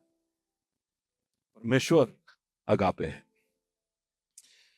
दूसरे भी शब्द है अगापे के अलावा भी, जैसे कि फीलिया। फीलिया का मतलब दोस्तों के बीच में जो प्रेम है, जिसमें लोग जिंदगी एक दूसरे के साथ बांटते, बिजनेस साथ में, समय साथ में बिताते, कुछ चीजें उनको क्रिकेट पसंद है, साथ में घूमते फिरते हैं, अपने इंटरेस्ट को शेयर करते, हॉबीज होगा, कुछ भी होगा, दोस्तों में जो होता है उसको फीलिया बोलते। जैसे दाऊद और जोनाथन ने था, या फिर समझ लो 2 सिपाही युद्ध के लिए जा रहे, क्योंकि वो एक ही हेतु से एक ही दुश्मन की तरफ जा रहे, तो वो लोग के अंदर तालमेल जो है, दोस्ती जो है, जो लंबे समय रहने से बन जाती है, उस प्रेम को फीलिया बोलते हैं। तो अगापे एक प्रेम है। कई बार हम प्रभु के साथ फीलिया करने की कोशिश करते हैं, जैसे पतरस ने किया। यीशु ने पतरस से पूछा, तू मुझसे अगापे करता है क्या? तो वो बोलता है, मैं तुझसे फीलियो करता हूं। मैं तेरे साथ I have shared interest with you, मुझे तेरे साथ अच्छा लगता है, मुझे तेरे गाने गाने में मजा आता है प्रभु, तेरे आराधना में बहुत मजा आता है, तेरा वचन सुनते था, शायरी सुनने से मजा आता है, पिक्चर देखने से मजा आता है। फीलिया है, फीलिया। इस तरह का प्रेम जहां पर आप भक्ति दिखाते हो, जहां पर आप फैन फॉलोअर बन जाते हो, जहां पर आप प्रभु के लिए, प्रभु के साथ समय बिताना आपको अच्छा लगता है, लेकिन उसमें आपकी भलाई है क्योंकि आपको अच्छा लग रहा है, उसमें जज्बातों से भरा हुआ आपका प्रतिक्रिया है, अगापे नहीं है, डिसफिलिया। दूसरा स्टोर्जे। स्टोर्जे कर ग्रीक में जो शब्द का इस्तेमाल किया, वो जब परिवार के अंदर अंदर जो रिश्ता होता है, जैसे माँ बाप के बच्चों के साथ, तो इसमें जैसे कि नूह को अपने परिवार के साथ, या एक माँ जब अपने बच्चे को खतरे से बचाने के लिए अपने जान लगा देती है, उसके लिए वो किसी भी रिस्क या खतरा लेने के लिए तैयार हो जाती, ये सब स्टोर्जे है। तो हमारे अंदर भी कभी कभी स्टोर्जे प्रभु के लिए दिखेगा, एक दूसरे के लिए भी दिखेगा। स्टोर्जे एक दूसरे के लिए तो है ही, लेकिन प्रभु की तरफ भी हम कभी कभी स्टोर्जे दिखाते हैं कि हाँ, मेरा पिता वो मेरा बाप है। तो पिता बोलते कुछ लोग पिता में सीमित नहीं होते, तो बोले पापा। तो आपने वो प्रेम को एक चरण सीमा तक ला दिया, लेकिन वो अभी भी स्टोर ही है, आगापे नहीं हो रहा है। आपने पापा बुला दिया। किसी से मैं बात कर रहा था, तो हमेशा प्रार्थना करता है, तो पापा पापा करके वो प्रभु से बात करता है। गुड, वो आपका स्टोरेज है, लेकिन अगापे प्रभु ढूंढ रहा है। उसके अलावा प्रेम में ग्रीक में और भी शब्द है, ईरोस, जो एक पुरुष और स्त्री के बीच में होता है। इसका पुराने नियम में कहीं भी, नए नियम में कहीं भी वर्णन नहीं है, लेकिन सुलेमान के जो श्रेष्ठ गीत है उसके अंदर इस ईरोस का मतलब आप देख पाओ। पर पुराने नियम में एक और शब्द है जो है हेसेद, और इसको जब इंग्लिश में ट्रांसलेट कर रहे थे तो इसके मतलब को समझाने के लिए उनको शब्द नहीं मिला। तो हेसेद को समझाने के लिए उन्होंने एक नया शब्द का इस्तेमाल किया। तो हेसेद के अंदर विश्वसनीयता है, अनुकंपा है, करुणा है, दया है, प्यार है, ये सब है। एक बहुत बड़े शब्दों का एक बड़ा एक समझ लो एक छाते जैसा है, जिसके अंदर प्रभु के प्रेम को समझा सकते। तो इसलिए ग्रीक में अगापे जो है वो हिब्रू में हेसेद है, और इंग्लिश में उसको जब ट्रांसलेट किया, हिंदी में जब ट्रांसलेट किया तो उसको करुणा करके छोड़ दिया। तेरी करुणा सदा की है ना, बोलते तेरी करुणा सदा की है। लेकिन करुणा जो शब्द है हिंदी में वो उसका अपने आप में भी एक दूसरा शब्द है, लेकिन हेसेद जो शब्द है उसका मतलब है लविंग काइंडनेस। इसको कैसे हिंदी में बोलूं मुझे समझ में आता है। दया और सब रखकर, जैसे इज़राइल के लिए प्रभु दिखाता है बार बार, या पूरा एक पुस्तक है भविष्यवाणी का, होसिया नबी का पुस्तक, उसके अंदर होसिया नबी अपने पत्नी से जो प्रेम करता है वो है हेसेद, वो अगापे, प्यार। ओके, आगे बढ़ते। तो अब ये प्यार के साथ करे क्या? तो जैसे आज परी ने कहा, हम देखते, लेट्स रीड दोस वर्सेस। पहला यूहन्ना 4 उसका 10 और उसका 19। प्रेम इसमें नहीं कि हमने परमेश्वर से प्रेम किया, पर इसमें है कि उसने हमसे प्रेम किया। हमने उससे प्रेम नहीं किया, हमने उससे अगापे नहीं किया, हम कर भी नहीं सकते, हमारी औकात नहीं, हमारे अंदर वो काबिलियत नहीं। हमने उससे अगापे नहीं किया, पर उसने हमसे प्रेम किया। उसने हमसे पहले अगापे किया। तो हम अगापे जो चीज है उसको समझ इसलिए पा रहे क्योंकि उसने हमसे किया है। ठीक है, तो ये अगापे अगापे जब बोल रहा हूं तो आप सोचोगे कि भैया मेरे को समझ में नहीं आ रहा है ये क्या है अगापे। तो आप प्रभु के प्रेम को समझने लगोगे तब आप अगापे समझने लगोगे। प्रभु के प्रेम को महसूस करने लगोगे तो अगापे अपने आप समझ में आएगा। ये आपको बुद्धि लगाकर इसके गहराई में जाने की जरूरत नहीं है। प्रेम अनुभव कर कर हम सीखते हैं, प्रेम अनुभव कर कर हम समझते हैं। प्रभु का अगापे आपको समझना है तो पहले अगापे आपको प्राप्त करना, और प्रभु ऐसे ही हमको सिखाता है, और कोई तरीका नहीं। मैं बाइबल पढ़ पढ़ के अगापे सीखने की कोशिश कर रहा हूँ, नहीं होगा। अगापे ऐसे नहीं सीखते। मैं बहुत सारा यूट्यूब वीडियो देखता हूँ और मैं अगापे समझने की कोशिश करता हूँ, ऐसा नहीं होता। अगापे अगापे प्रभु से प्राप्त करोगे, उसने आपसे प्रेम किया इसलिए आप अगापे कर पाओगे। समझ रहे हो? तो उसका मतलब है कि अगर आपको ये अगापे चाहिए जो स्वर्ग का भाषा है, जो बाकी सारी चीजों के ऊपर है, जो आत्मा के फल का समझो शिरोमणि है, ये अगापे आपको चाहिए तो आपको डायरेक्ट प्रभु से ही अनुभव करना पड़ेगा। इसका कोई शॉर्टकट नहीं है। साहब आराधना त्रीजा गीत में ना आवे त्यारे अगापे ना आवे, ત્યારે તમારા રોમતા ઉભા થઈ જાય, રડું આવે, એ બધું થાય, अगापे ना आवे। हम समझते प्रभु के प्रेम को, प्रभु ने हमको छू लिया और हम ऐसा सुरोड़, तो प्रभु का प्रेम है वो हमारे लिए प्रभु की चंगाई है, वो हमारे लिए प्रभु का दया है, करुणा है। कि सच में अगापे चाहिए तो प्रभु से वो अगापे आपको अनुभव करना पड़ेगा। Straight one on agape. Okay, क्या इसके अलावा कोई तरीका नहीं है? यीशु मसीह के पीछे आने वाले जो यहूदी नहीं है उनके लिए तो कोई रास्ता नहीं है। यहूदी के लिए भी शायद इब्राहिम के वजह से कुछ दया उसको मिलेगी, लेकिन हम जो यीशु के चेले हैं हमारे पास कोई रास्ता नहीं है। तो पहला यूहन्ना 13 उसका 34 जब पढ़ते हैं, जॉन 13:34, मैं तुम्हें एक नई आज्ञा देता हूँ। एक नई आज्ञा, 11वां कमांडमेंट। तो आज बच्चियों ने 10 कमांडमेंट बोला, छोटी बच्ची ने ना कहा ना, 10 आज्ञाएं दी उसने, 11वां है 11th कमांडमेंट। मसीह लोगों के लिए 11 आज्ञा है। तो लोभ ना करना करके हम रुक जाते, तो बोलते ना ऊपर ऊपर ऊपर 9 2 11 करना है। क्या है? कि एक दूसरे से प्रेम रखो, एक दूसरे से प्रेम रखो। जैसा मैंने तुमसे प्रेम रखा है, वैसा ही तुम भी एक दूसरे से प्रेम रखो। जैसे मैंने प्रेम रखा, जैसे मैंने अगापे किया। देखिए शुरुआत कहाँ से होता है, कैसे एक्सपेरिमेंट होगा अगापे का, आपके अंदर अगापे आया कि नहीं कैसे पता चलेगा? पहले तो आप उससे पाओगे, फिर उसको करना कैसे, अगापे को सीखोगे कैसे? एक दूसरे से, कमांडमेंट। तो ये हमारे जैसे समझो केजी क्लास, नर्सरी क्लास में ऐसा, उससे पाओ और एक दूसरे से अगापे सीखना शुरू ऐसे करते हम एक दूसरे से। इसलिए कलीसिया जैसे कम्युनिटी में होना जरूरी है, नहीं तो आप प्रभु के प्रेम को समझ नहीं पाओगे, या प्रभु की प्रेम की अपेक्षा जो हमसे, अगापे की जो जरूरत है हमारे अंदर, वो हम नहीं समा पाएंगे। तो जब हम कम्युनिटी में रहते हैं, जब हम लोगों के साथ रहते हैं, तो अगापे की जरूरत पड़ेगी और अगापे हमारे अंदर कार्य करेगा, अगापे हमारे अंदर सिद्ध होता जाएगा। मत्ती 22 और उसके 37 38 29। उसने उससे कहा, तू परमेश्वर अपने प्रभु से सारे मन और अपने सारे प्राण और अपनी सारी बुद्धि के साथ प्रेम रख। अगापे रख। हाँ, बड़ी और मुख्य आज्ञा तो यही है। हाँ। और उस सबसे बड़ी आज्ञा, तो किसी ने उससे पूछा सबसे बड़ी आज्ञा क्या है? अगापे, ये सबसे बड़ी आज्ञा। प्रभु ने बड़ा लिस्ट नहीं दिया, हम अभी भी वही सब सोचते रहते हैं कि खून करना, चोरी ना करना, ये सब बड़ी आज्ञा है। सबसे बड़ी आज्ञा क्या है?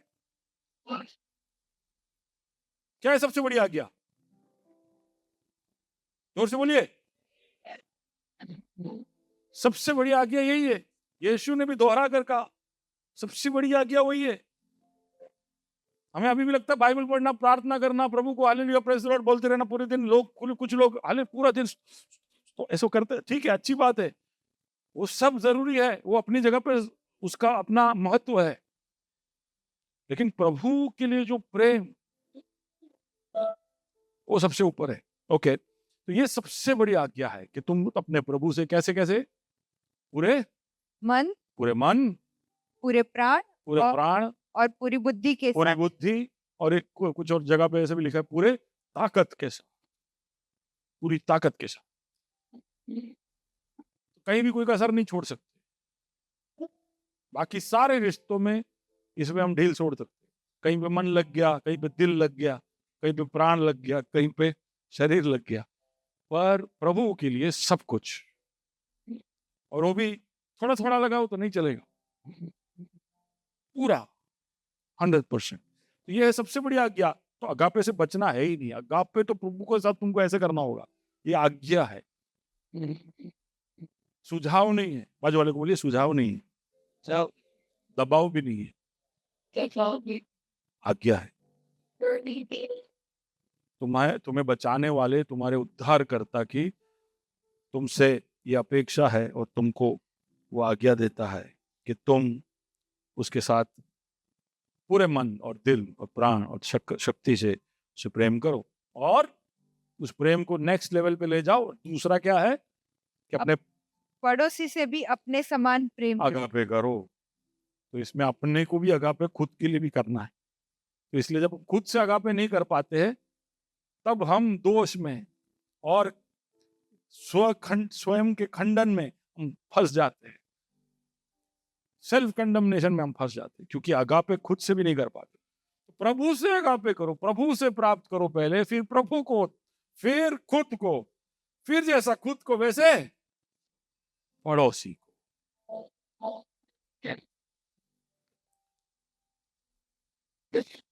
इसमें सारे भविष्यवाणियों का और सारे शास्त्रों का निचोड़ आ गया। इसमें निचोड़ आ गया।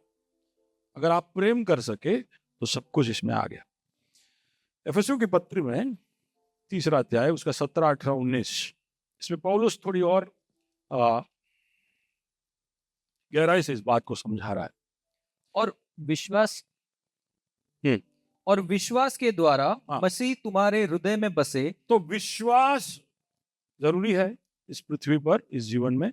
विश्वास के द्वारा क्या होगा? विश्वास के द्वारा ही, पास्टर के प्रार्थना करने से नहीं, आपके पापा को आपको सिखाने से नहीं, आपके विश्वास करने से। आप कोई कलीसिया के मेंबर हो इसलिए नहीं, आपके विश्वास करने से मसीह आपके अंदर बसे। आपके विश्वास करने से मसीह आपके अंदर, जोर से बोलिए, बसे। अगापे आपके अंदर बसे। विश्वास से यह हासिल हो, सिद्धि से नहीं, भक्ति से नहीं, बड़ा बलिदान कर कर, विश्वास करने से। तो सबके लिए उपलब्ध है, सबके लिए ये आसान कर दिया प्रभु ने कि तुम विश्वास करो और ये पा सकते हो। तुम्हें विश्वास है तो अगापे प्राप्त हो सकते। मसीह तुम्हारे अंदर आएगा, तुम विश्वास से प्रभु को अपने अंदर वास करने दे सकते हो। और एक बार मसीह की उपस्थिति तुम्हारे अंदर आएगी तो क्या होगा? आगे पढ़िए। तुम प्रेम में जड़ पकड़कर, तुम प्रेम में जड़ पकड़ोगे। तो प्रभु का उपस्थिति तुम्हारे अंदर आएगा तो प्रेम आएगा, तुम्हारे अंदर प्रेम आएगा और तुम प्रेम में जड़ पकड़ोगे। ठीक है, आप समझिए। अगापे जैसे अंदर आता है तो अगापे कौन लेके आता है? मसीह लेके आता है। कैसे मसीह लेके आएगा? आप विश्वास करोगे। आप विश्वास करो, प्रभु तू मुझ में रहे, यीशु तू मुझ में ही रहना। गा रहे ना, मुझ में रहना। प्रभु कहता है कि मैं तुम में और तुम मुझ में बने रहो, है ना। Abide in me and my words abide in you. तुम मुझ में और मैं तुम में। जब वो हम में आता है, अपने अगापे को लेकर आता है, तो उसका प्रेम हमारे अंदर आ जाता है। ये अगापे हमारे अंदर आ जाता है। लेकिन अभी आया ही है। बाजू वाले को बोलो, सिर्फ आया ही है। अगापे सिर्फ आया ही है। अब ये अगापे में क्या करना है? आपको क्या करना है? जड़ पकड़ना है। उसका मतलब है कि ये अगापे से आपको पोषण मिलेगा। जड़ क्यों चाहिए? सबसे पहला चीज, जड़। सबसे पहले जड़ क्यों चाहिए? जिंदा रहने, पोषण है। प्रभु का प्रेम आपके अंदर होगा तो आत्मिक जीवन के लिए या आपके आत्मा के लिए पोषण अगापे से मिलेगा। तो कई लोग प्रभु में आने के बाद भी सूखे रूखे हैं, एकदम ढीले हैं, हताश है। हर बार पास्टर से प्रार्थना करवाने आना पड़ता है कि हौसला मिले अगले हफ्ते के लिए। और अगापे होगा, अगापे होगा तो यस तिवारी जी, पोषण में। मेरे को लगा मौसम हिलेगा।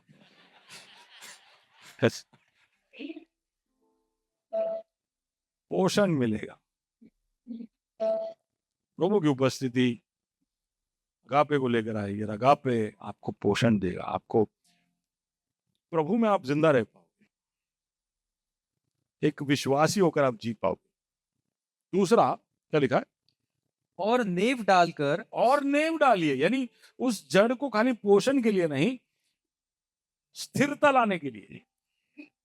तो आपका जो विश्वास जीवन है वो डगमगाए ना, हिलोरे हिलोरे होए ना, इसके लिए उसके ही प्रेम में आपको ग्राउंडेड फाउंडेशन पकड़ना पड़ेगा।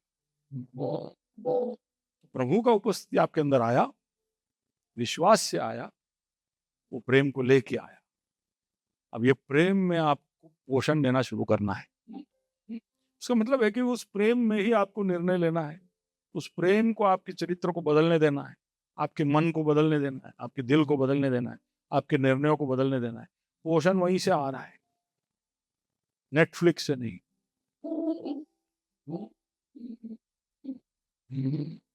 अगर आप 6 दिन नेटफ्लिक्स और हॉटस्टार और प्राइम वीडियो देखते रहते हो और संडे को आके आपको ऐसा लगता है कि आज यार मूवमेंट न, आज हम कहीं लाग्यू नहीं, कैसे होगा?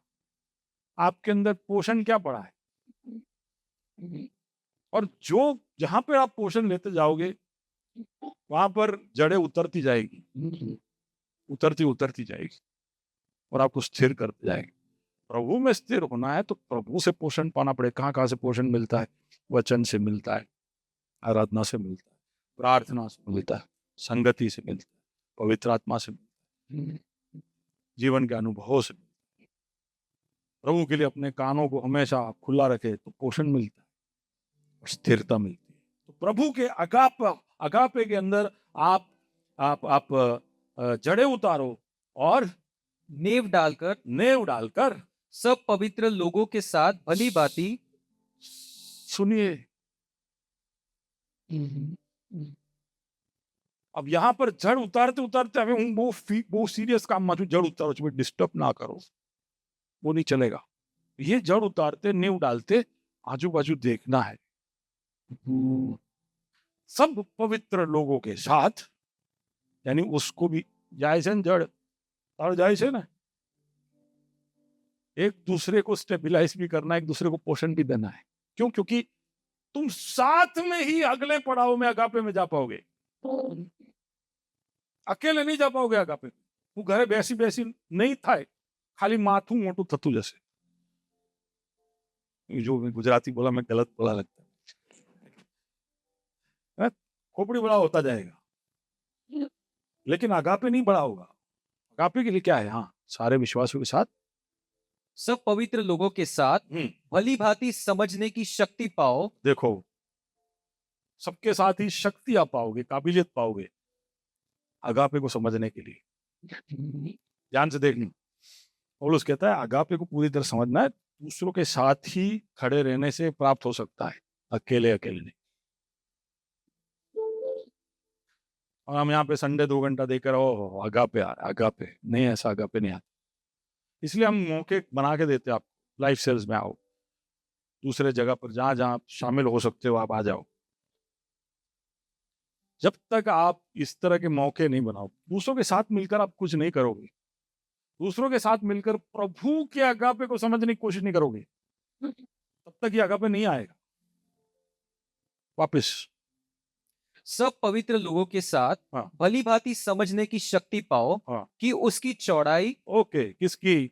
उसके प्रेम की, अगापे की।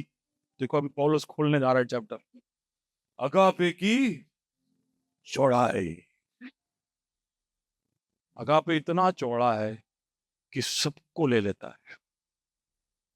हमारे मन बहुत क्या बोलते, सकेत, छोटे, सांकड़े, लेकिन अगापे बहुत ही चौड़ा है।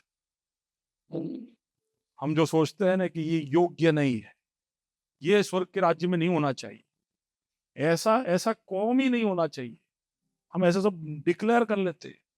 लेकिन प्रभु का अगापे चौड़ा है, सबको संभालता है। फिर और लंबाई, देखिए, इसलिए दूसरा भी जरूरी है, क्योंकि चौड़ाई वहीं से शुरू होती है। यहाँ पे आपने जैसे अगल बगल में देखना शुरू किया, आपने आपके अगापे को चौड़ा होने दिया, समझ रहे हो? तो चौड़ा शुरू करो काम ना, तब जाके प्रभु के अगापे को समझ पाओगे कि वो कितना चौड़ा है। जितने लोगों के साथ आप देखोगे कि प्रभु का प्यार कैसे कैसे लोगों तक पहुंचता है, कैसे कैसे लोगों से प्रभु प्यार करता है। आप लोगों की गवाहियां सुनो, प्रभु कैसे कैसे लोगों के जीवन में कार्य करता है, किस किस तरह से हस्तक्षेप करता है, कैसे कैसे उनको बचाता है। उसका प्रेम कितना चौड़ा है, वो गरीबों तक पहुंच जाता है, वो वनवासी आदिवासियों तक पहुंच जाता है, वो बड़े बड़े मिलियनर्स और राजाओं तक पहुंच जाता है। उसका प्रेम बहुत चौड़ा है।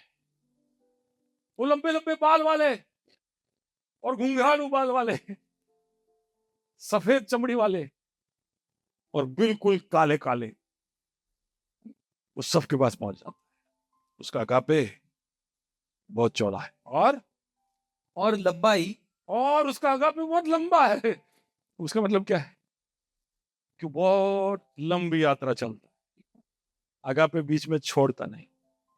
लोग शादी करने से पहले सेपरेशन के कॉन्ट्रैक्ट साइन करते हैं कि अगर हमारे बीच में लड़ाई हुई, हमारा अगर तलाक हुआ, तो एलिमनी इतने तक लिमिट रहेगा, इससे ज्यादा तुम्हें नहीं मिलेगा। अगर तुम्हें राजी है तो तुम शादी करो। पर प्रभु अगापे करता है तो कोई शर्त नहीं लगाता है। वो अपना सब कुछ, उसने हमको अगापे देखकर ही बुलाया और वो अपनी पूर्णता तक लेकर जाना चाहता है। तो उसके अगापे की लंबाई इतना लंबा कि हमें ऐसा लगा कि श्वास रुका तो रुक गया, नहीं। उसका अगापे हमसे होकर हमारे बच्चों पर जाता है, हमारे बच्चों से उनके बच्चों पर जाता है। अगापे पीढ़ी से पीढ़ी जाता है। मैं एक धर्मी के 1000 पीढ़ियों तक विश्वास योग्यता दिखाऊंगा। उसके अगापे की लंबाई और ऊंचाई,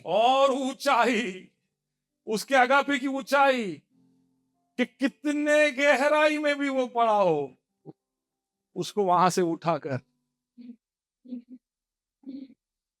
वो अपने साथ बिठाता है।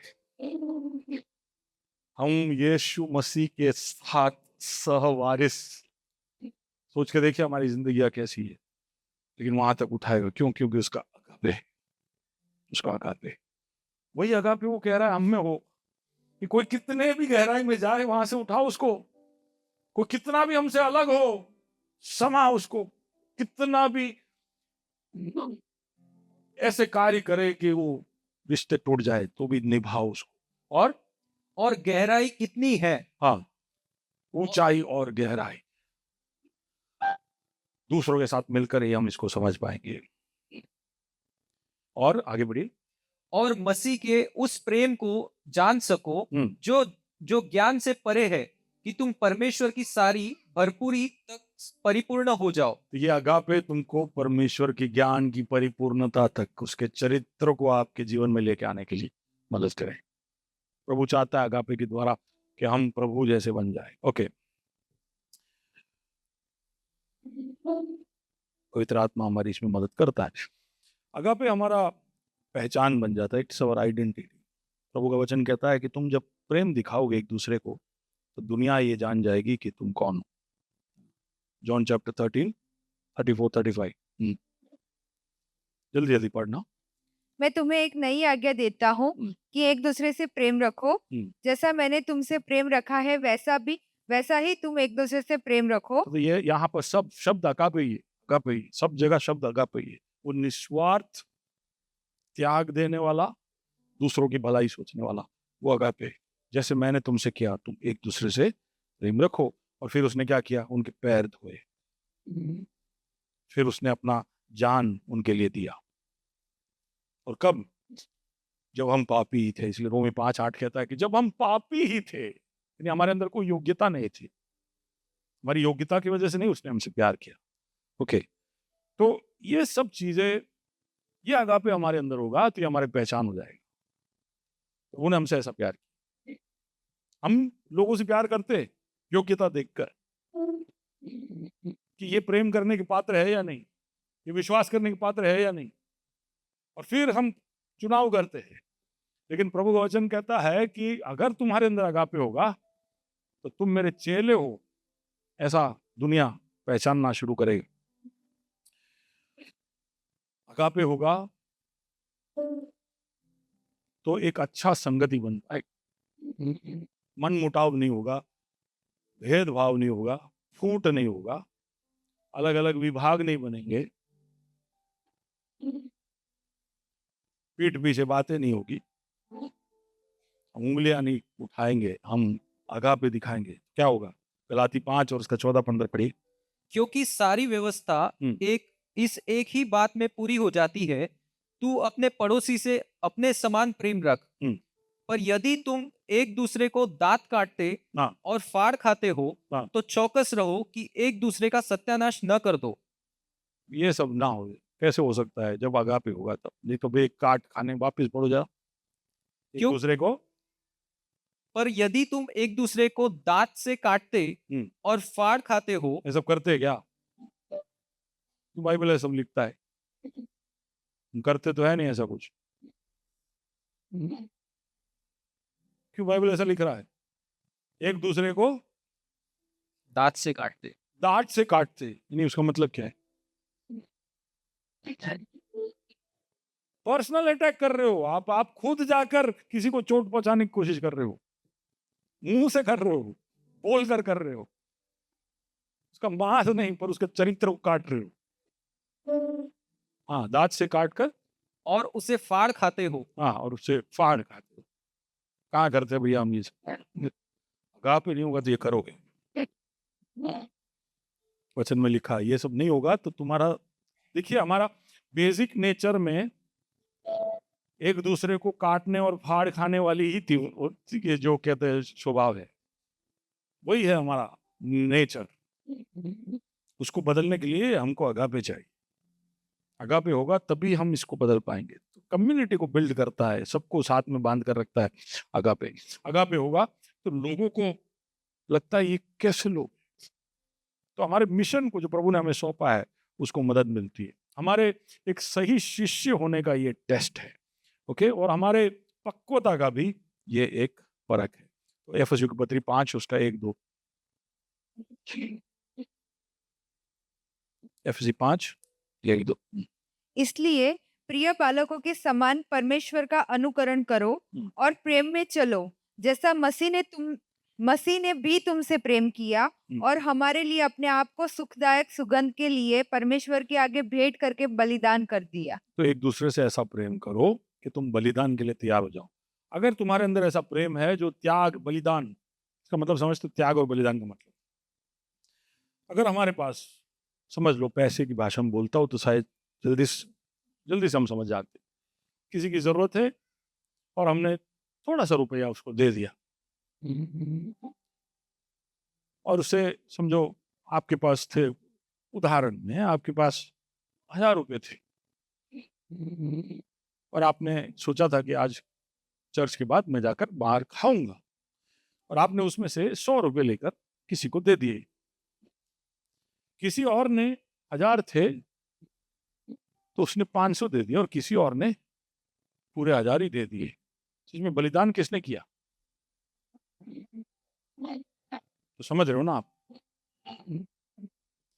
कोई भी चीज बलिदान तब तक नहीं होता जब तक आपको चोट नहीं लगता। जो आपने ऊपर ऊपर से खुद को दर्द दिए बगैर जो दे दिया वो भेंट है। क्या है? भेंट, ऑफरिंग। तो इसलिए हम बोलते हैं everybody give your tithe and offering. लेकिन कभी कभी हम आपसे ऐसा भी करेंगे कि टाइथ, ऑफरिंग एंड सैक्रिफाइस। जरूरत आएगा तब हम बोलेंगे। ऐसा हुआ था सालों पहले, हमने एक प्रोग्राम किया था ग्रेस में, बहुत पैसे की जरूरत थी उस प्रोग्राम के लिए। छोटा सा चर्च था हमारा, हम 100 लोग भी नहीं थे, और तब सबने मिलकर जो दिया था वो बलिदान से दिया था। कुछ लोगों ने बाइक के लिए पैसे रखे थे, दे दिए। कुछ लोगों ने शादी के लिए पैसे बचा के रखे थे, वो दे दिए, बलिदान। इसलिए वो मीटिंग बहुत ही आशीषित रहा क्योंकि उसके पीछे बलिदान था। अब वो मेरे साथ। तो अगर आप बलिदान देने जितने पक्व हो जाते हो या प्रेम करते हो तो आपके अंदर सच में अगापे जो है वो चौड़ाई, लंबाई, ऊंचाई और गहराई को समझने लगा। आपके अंदर का अगापे जो है वो प्रभु के चरित्र की तरफ, उसकी पूर्णता की तरफ बढ़ने लगा। तभी आप बलिदान कर पाओ, नहीं तो ऊपर ऊपर से आप भेंट देते देते चले जाओगे। पर ये निशानी है आपके लिए भी कि अगापे, कि आप दर्द से कुछ दे पा रहे हो क्या। ये पहला। दूसरा, पहला पत्रस का 4 और 8, 1 पीटर 4:8। सब में श्रेष्ठ बात यह है कि एक दूसरे से अधिक प्रेम रखो, क्योंकि प्रेम अनेक पापों को ढांप देता है। अगर आप किसी भी व्यक्ति के बहुत सारे पापों को ढांक सकते हो तो वो भी अगापे की पक्वता का निशान। नहीं तो उसको उखाड़ उखाड़ते रहोगे, और इसने और क्या किया और क्या किया। ओके, लेकिन अगापे जो है वो अनेक प्रेम, पता है इंग्लिश में ऐसा लिखा है, love covers multitude of since, एक का दुक्का नहीं, मल्टीट्यूड ऑफ सिंस। ओके, रोमी 13 उसका 10 पढ़े। प्रेम पड़ोसी की कुछ बुराई नहीं करता, इसीलिए प्रेम रखना व्यवस्था को पूरा करना है। देखो, सारे नियमों का पालन करने का जरूरत नहीं है, आप प्रेम रखोगे तो आप व्यवस्था को पूरा कर, पूरा नया पुराना नियम जो है वो उसी बात में फुलफिल हो गया, बाइबल का इतना भाग कंप्लीट हो गया पूरा। कैसे? आगापे से। वापिस पढ़ो।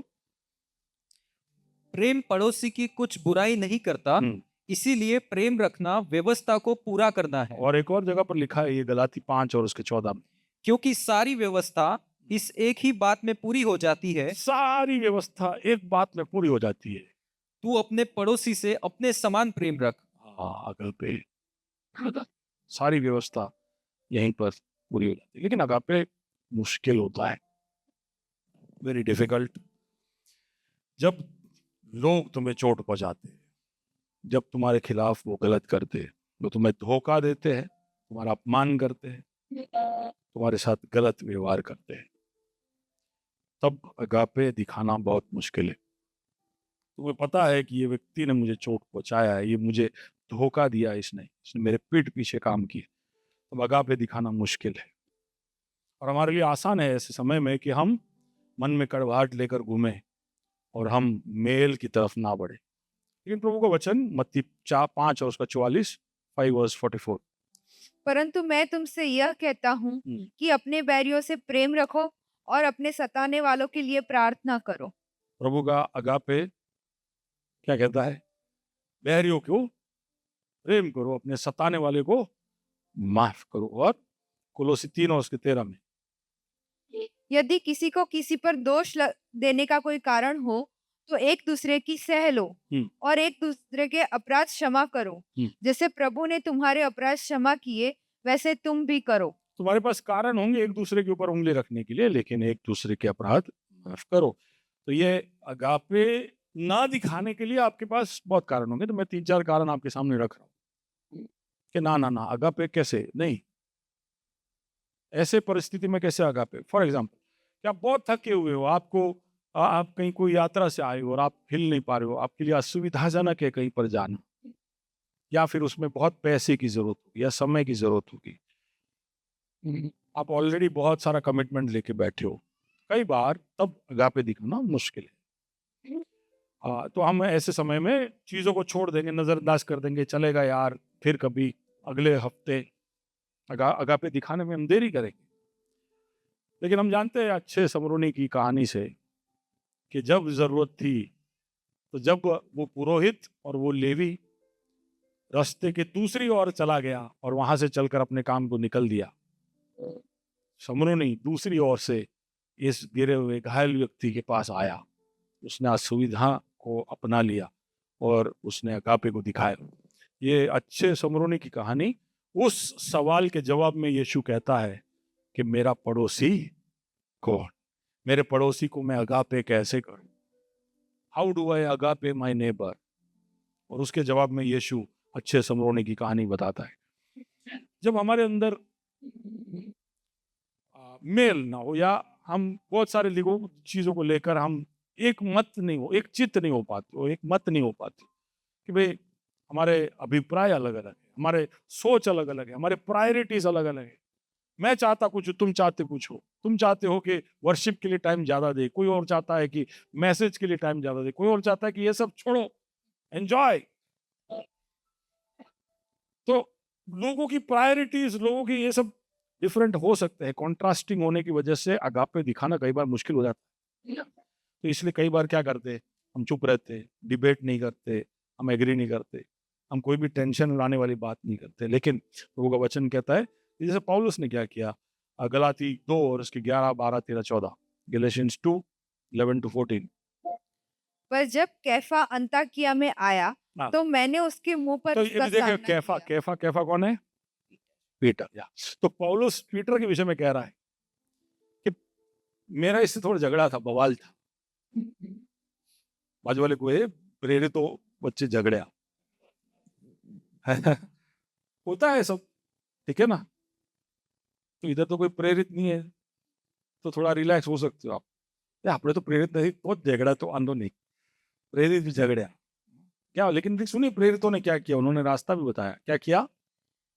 क्योंकि अवध रहा था, इसलिए कि याकूब की ओर से कुछ लोगों के आने से पहले वह अन्य जातियों के साथ खाया करता था। हाँ, परंतु देखो सुनो सुनो, पीटर देखो, जेम्स के पास से आया, उसके पहले वो अन्य लोग, अन्य जाति के लोगों के साथ खाना पीना सब करता था, ठीक है। लेकिन परंतु जब वे आए हाँ, तो खतना किए हुए लोगों के डर के मारे हाँ, वह लेकिन जब वो इधर आए तो पहले वो अन्य जातियों के साथ बैठते थे, लेकिन इधर आए तो बिना खतना किए लोग दिख गए उनको, यानी कि यहूदी लोग दिख गए। यहूदी लोग दिख गए तो यहूदी लोगों के डर से उन्होंने अन्य जातियों के साथ उठना बैठना बंद कर दिया। तो वहां पे दोस्ती, यहाँ पे नहीं, ठीक है। तो ये बात को लेकर पौलुस को पत्रस से विवाद होता है, तो क्या करता है वो? पर जब मैंने ये देखा हाँ। कि वे सुसमाचार की सच्चाई पर सीधी चाल नहीं चलते, तो मैंने सबके सामने कैफा से कहा, जब तू यहूदी होकर अन्य जातियों के समान चलता है और यहूदी के समान नहीं, तो तू अन्य जातियों को यहूदियों के समान चलने को क्यों कहता है? हाँ, तो कन्फ्रंटेशन होगा उनका, ठीक है। लेकिन बाद में उसमें क्या, फिर पत्रस ने क्या जवाब दिया, क्या वो वहां लिखा नहीं है, लेकिन हमको ये बात पता है कि उनके बीच में मेल हो गया।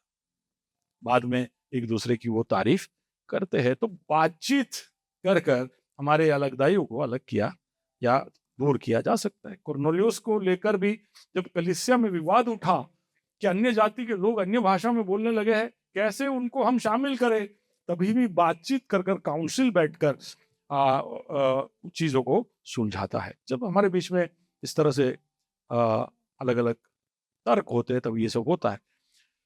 फिर अगापे जब हम अकेले होते हैं, जब कोई हमें देख नहीं रहा होता है, तब अगापे दिखाना मुश्किल होता है। जैसे कि चर्च में कुछ और घर में और कुछ, मार्केट में और कुछ, हम अकेले होते हैं तब और कुछ, ठीक है। तो हम वहाँ पर गुस्सा भी हो सकते हैं, धीरज दिखाने से भी चूक जाते हैं, हम एकदम क्या बोलते हैं, ठंडे हो जाते हैं, या कोल्ड से मतलब क्रूर भी हम बन सकते हैं। लेकिन इसके बिल्कुल विपरीत विपरीत हमको रहना है। हम पब्लिक में हो या प्राइवेट में हो, we have to be the same, okay. अगर सामने वाला व्यक्ति आपको कुछ लौटा के नहीं दे सकता है, तब भी हमें लिए अगापे दिखाना मुश्किल हो जाता है। कि आप, कई बार हम उसी जगह पर निवेश करना चाहते जहां से कुछ वापस मिले, तो उनके साथ ही हम दोस्ती करते जहां से हमको कुछ वापस मिले। लेकिन अगापे कभी भी एक्सपेक्ट नहीं करता है कि मैंने अगर कुछ किया किसी के लिए तो वो वापस कर कर देगा, ऐसा एक्सपेक्ट नहीं करेगा अगापे। दुनियादारी आदमी सोचता है कि मैं अगर इसके साथ दोस्ती बनाऊं, मैं इसके साथ घूमूं फिरूं, मैं इसके घर पे जाऊं, तो इससे मुझे क्या फायदा, वापस में ये मेरे घर पे आएगा क्या? कुछ नहीं। तो इसके साथ फोटो लेते तो यार इंस्टाग्राम पे डाल सकते, क्योंकि दिखता अच्छा है। कम से कम उतना सोच होता है कि भाई चलो कुछ तो फायदा होगा, फोटो डाल सकते। लेकिन अगापे होगा तो कोई भी फायदा सोचेगा नहीं। पूरे लोग का 6 और उसका 32, 30, 34, 35, 36 पढ़िए। यदि तुम अपने प्रेम रखने वालों के साथ प्रेम रखो हाँ। तो तुम्हारी क्या बढ़ाई, क्योंकि पापी भी अपने प्रेम रखने वालों के साथ प्रेम रखते हैं। यदि तुम अपने भलाई करने वालों ही के साथ भलाई रखते हो तो तुम्हारी क्या बढ़ाई, क्योंकि पापी भी ऐसा ही करते हैं। यदि तुम उन्हें उधार दो जिनसे फिर पाने की आशा रखते हो तो तुम्हारी क्या बढ़ाई, क्योंकि पापी पापियों को उधार देते हैं कि उतना ही फिर पाए। वरन अपने शत्रुओं से प्रेम रखो और भलाई करो और फिर पाने की आशा न रखकर उधार दो, और तुम्हारे लिए बड़ा फल होगा और तुम परम प्रधान के संतान ठहरोगे, क्योंकि वह उन पर जो धन्यवाद नहीं करते और बुरों पर भी कृपालु है। जैसा तुम्हारा पिता दयावंत है वैसे ही तुम भी दयावंत बनो। यस, अगापे की अपेक्षाएं बहुत ज्यादा है, ठीक है।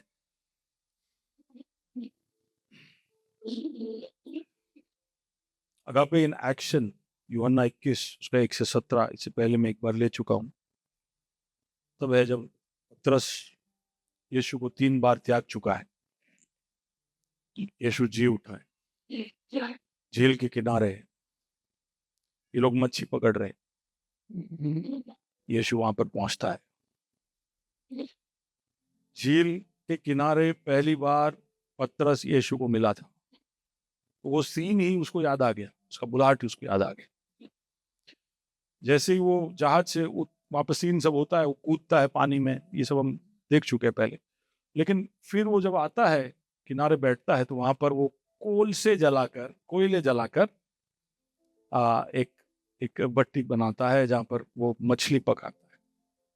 ये कोलसों का वर्णन इसके पहले एक ही जगह पर हुआ है, जहां पर पतरस ने यीशु को त्यागा था। वहां पर भी कोलसा जल रहा था, तो वही कोलसे को वापस जलाकर यीशु एकदम चुप बैठता है। पतरस पूरा याद कर रहा है, पूरा सीन रिपीट हो रहा है उसको, उसका बुलाहट याद आ रहा है, उसने जो त्यागा वो याद आ रहा है। और पतरस जो हमेशा बड़बड़ाते रहता है, वो बिल्कुल चुप बैठा है, कुछ बोल नहीं पा रहा है। फिर यीशु उसको अकेले में ले जाता है। अकेले में ले जाकर ये सब वो इसलिए नहीं करता है कि उसको और ज्यादा दोषी बनाए, उसको चंगाई देने के लिए वो करता है। उसको बाजू में ले जाकर, बगल में ले जाकर पूछता है, शिमोन योना के पुत्र। तो लगभग 2-3 साल हो गया होगा शायद, पिछले 2 साल से तूने कभी भी मुझे शिमोन नहीं बुलाया, तूने हमेशा मुझे नया नाम देने के बाद पतरस बुलाया। लेकिन वो जब पुनर्स्थापित कर रहा है, तो उसको वापस वही नाम से बुलाता है जिस नाम से उसको पहले बुलाया था, पहली बार बुलाया था, शिमोन। शिमोन याद दिलाने के लिए कि तू अभी एक कमजोर अवस्था में है, तू वहीं पर है जहां पर तू पहले था। 2-3 साल मेरे साथ चलकर तू पतरस हुआ था, लेकिन अब वापस तू सीमोन है। लेकिन मैं वापस आया हूं सीमोन तेरे पास। I will restore you from where you are. उसको याद कराता है कि तू, तेरे मन में अभी भी पतरस होगा, लेकिन मैं तुझे देख रहा हूं तेरी अवस्था में, तू अभी सीमोन है। हम कई बार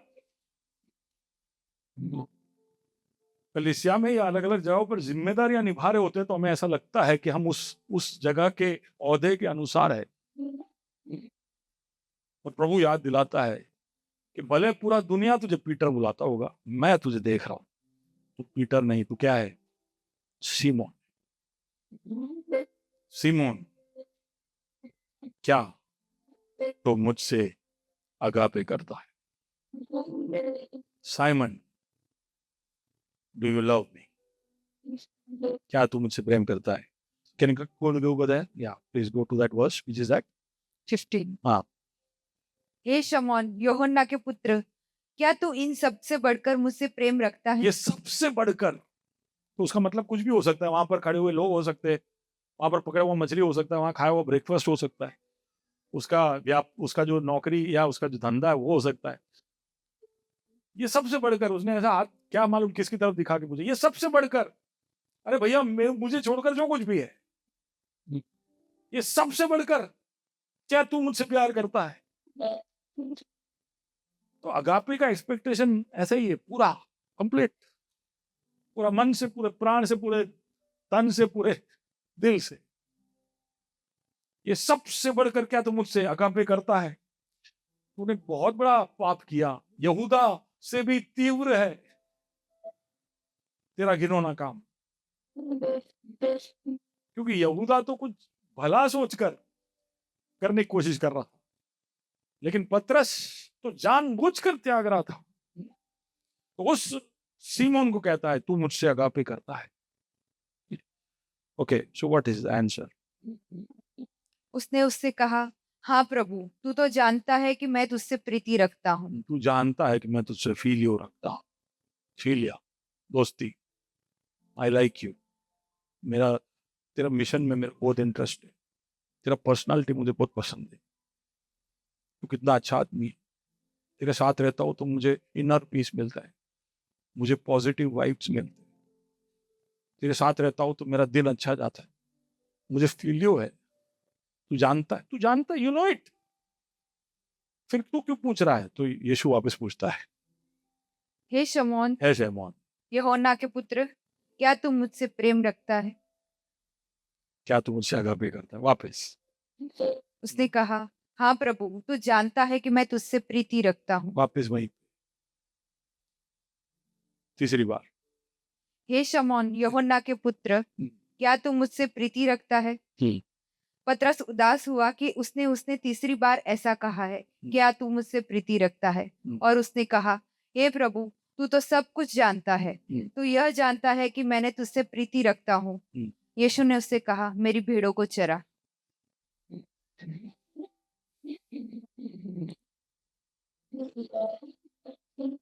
I know that you love me, ठीक है। तीसरी बार उसको पूछता है कि तू मुझसे फीलियो रख,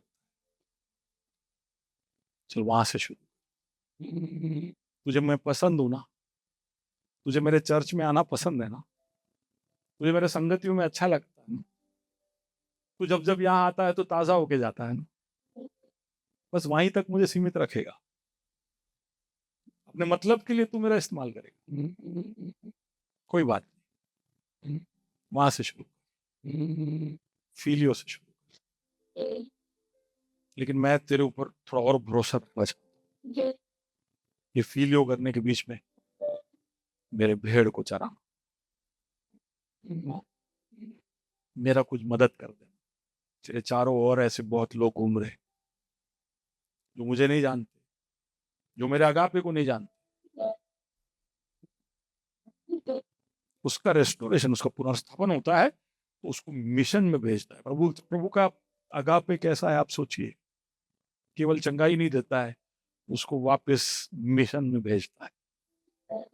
जब प्रभु किसी को ठीक करता है तो उसको पूरा ठीक कर देता है कि वो, और ठीक करने से पहले भी उसको बोलता है कि तेरा ये मिशन है, जा। That is God, that is agape. वो जहां पर हम है वहां पर हमको आकर मिलता है, या वो केवल रिश्ते को ही नहीं, हमारे मिशन को भी पुनर्स्थापित करता है। ये प्रभु का अगापे, और वो चाहता है कि ये अगापे हम सबके अंदर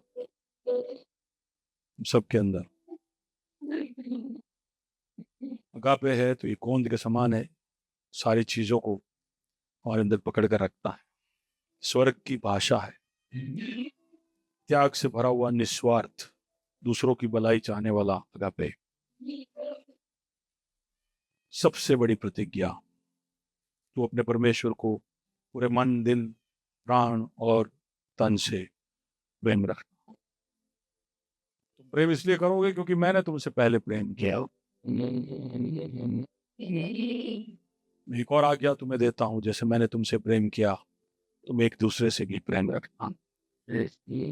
तुम ऐसा प्रेम रखोगे तो दुनिया ये जानेगी कि तुम मेरे चेले हो। इसी में सारे शास्त्रों का, सारी व्यवस्था का पूर्तिकरण है। You may see.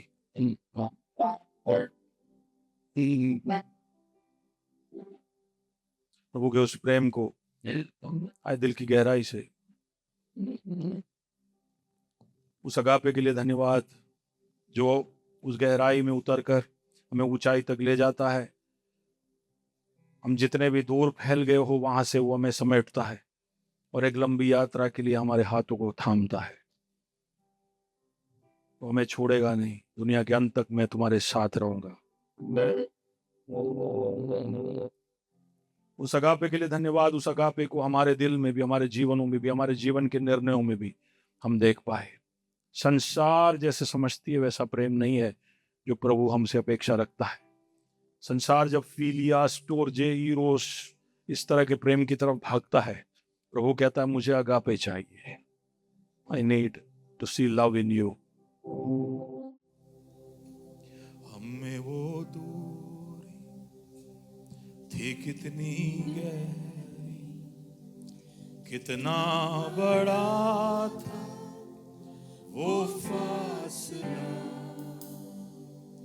मायूस स्वर की ओर देखा, निराशा में तेरा नाम लिया। कहाँ थे हम उसको ढूंढते नहीं गए, वो हमें ढूंढते आया। उसके अगापे ने उसको मजबूर किया कि वो स्वर्ग के सिंहासन और महिमा को छोड़कर इतने बड़े फासले को तय कर हमें ढूंढता हुआ, हम वो जो ढूंढने के बाद भी विश्वास योग्य रहने के लिए सिर मुकर जाते हैं, हमें ढूंढता हुआ उस फासले को तय कर पहुंचा। मैं चाहता हूं कि सब अपने अपने उद्धार के उस अनुभव को याद करें और प्रभु को धन्यवाद देते, अगापे को धन्यवाद देते, प्रभु के धन्यवाद, अगापे को धन्यवाद देते हुए, के लिए धन्यवाद देते हुए हम प्रभु से कहे कि प्रभु वो अनुभव जो तूने मुझे दिया वो मुझ में और मुझसे दूसरों में, हमें वो दूरी थी कितनी गहरी,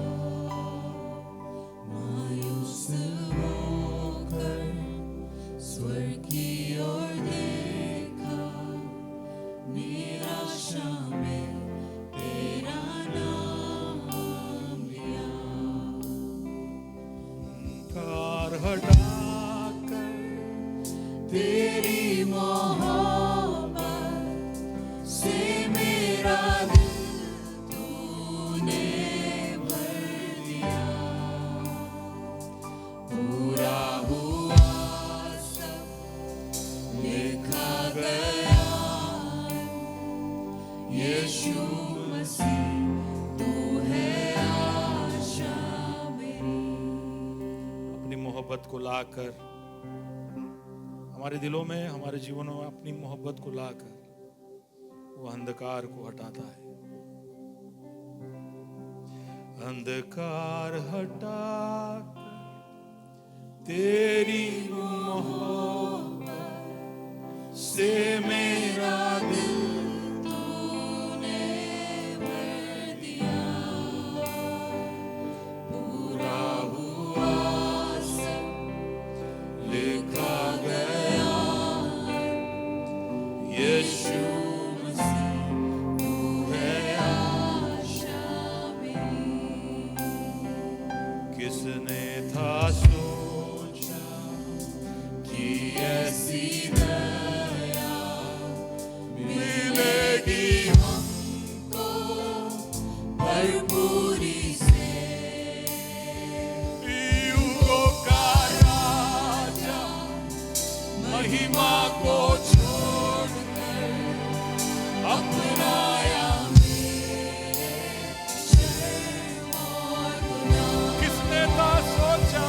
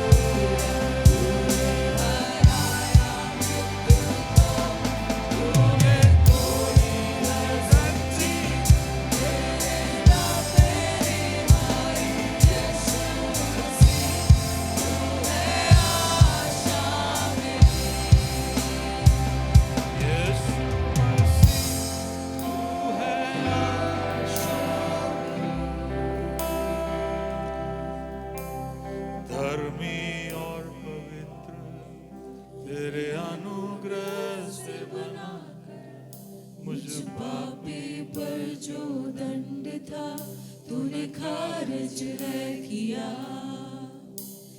धर्मी और पवित्र तेरे अनुग्रह से बनाकर मुझ पापी पर जो दंड था तूने खारिज है किया। तूने मुझे काबिल है किया। तूने मुझे सामर्थ्य दिया। तूने मुझे काबिल है किया। तूने मुझे सामर्थ्य दिया।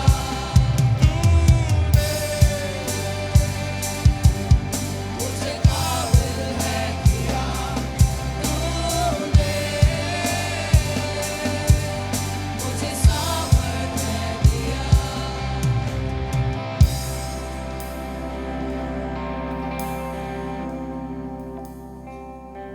पवित्र आत्मा तेरे फल हमारे अंदर से दिखे। पिछले 9 हफ्तों के लिए धन्यवाद। तेरे वचन की गहराई और तू हमसे जो चाहता है उसका एक झलक हमने देखा खुदा। उसकी और गहराई और उसकी चौड़ाई और ऊंचाई को हम समझने के लिए अपने आप को लीन करते खुदा हमारी मदद करना। केवल सीखे और समझे नहीं, ये चीजें हमारी बातों में और जीभ पर सीमित न रह जाए, हमारे काम और जिंदगियों में दिखाई दे। हमारी जिंदगी में बदलाव तू जैसा चाहता है वैसे हम बनते जाए। तूने पहले अगापे दिखाया, इसलिए हम ये दिखा पाएंगे। तेरे उस अद्भुत प्यार के लिए धन्यवाद।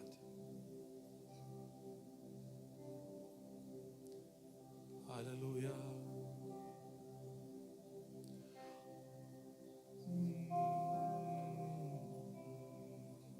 सब अपने अपने स्थानों पर प्रभु से बात करते रहे और कहे, प्रभु तेरे प्रेम से मुझे भर।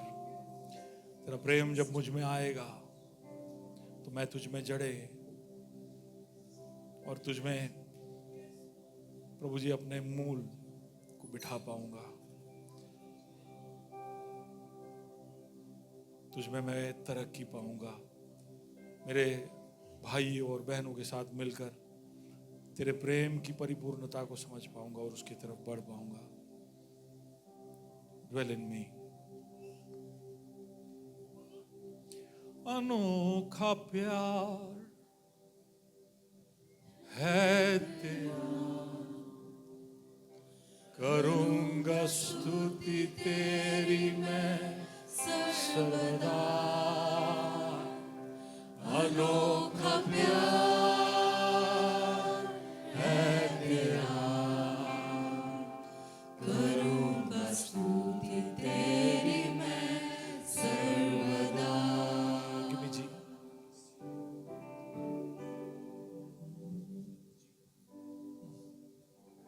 अभी जी था।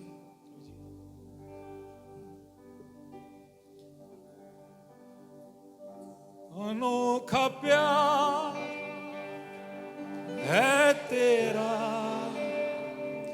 करूंगा स्तुति तेरी मैं सर्वदा। अनोखा प्यार है तेरा, करूंगा स्तुति तेरी मैं सर्वदा। अनोखा प्यार है तेरा, करूंगा स्तुति तेरी मैं सर्वदा। अनोखा प्यार है तेरा, करूंगा स्तुति तेरी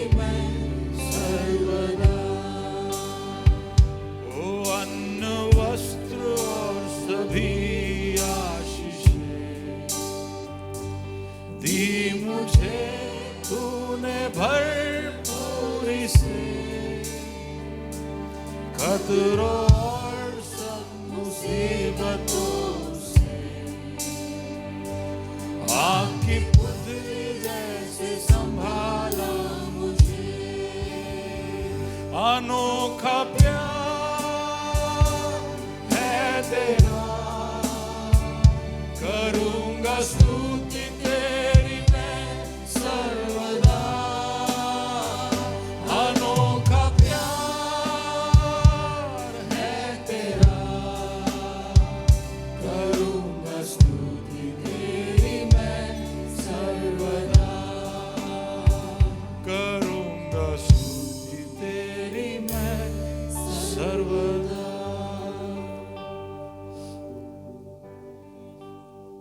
धन्यवाद प्रभु जी आज के समय के लिए। अपने आप को तेरे आगे समर्पित करते हैं। तेरे हित को हमारे जीवनों में होने देना। जब स्वामी ढूंढता हुआ आए तो हम में फल दिखाई दे। सबको तेरे हाथों में सौंपता हूं यीशु मसीह के नाम से।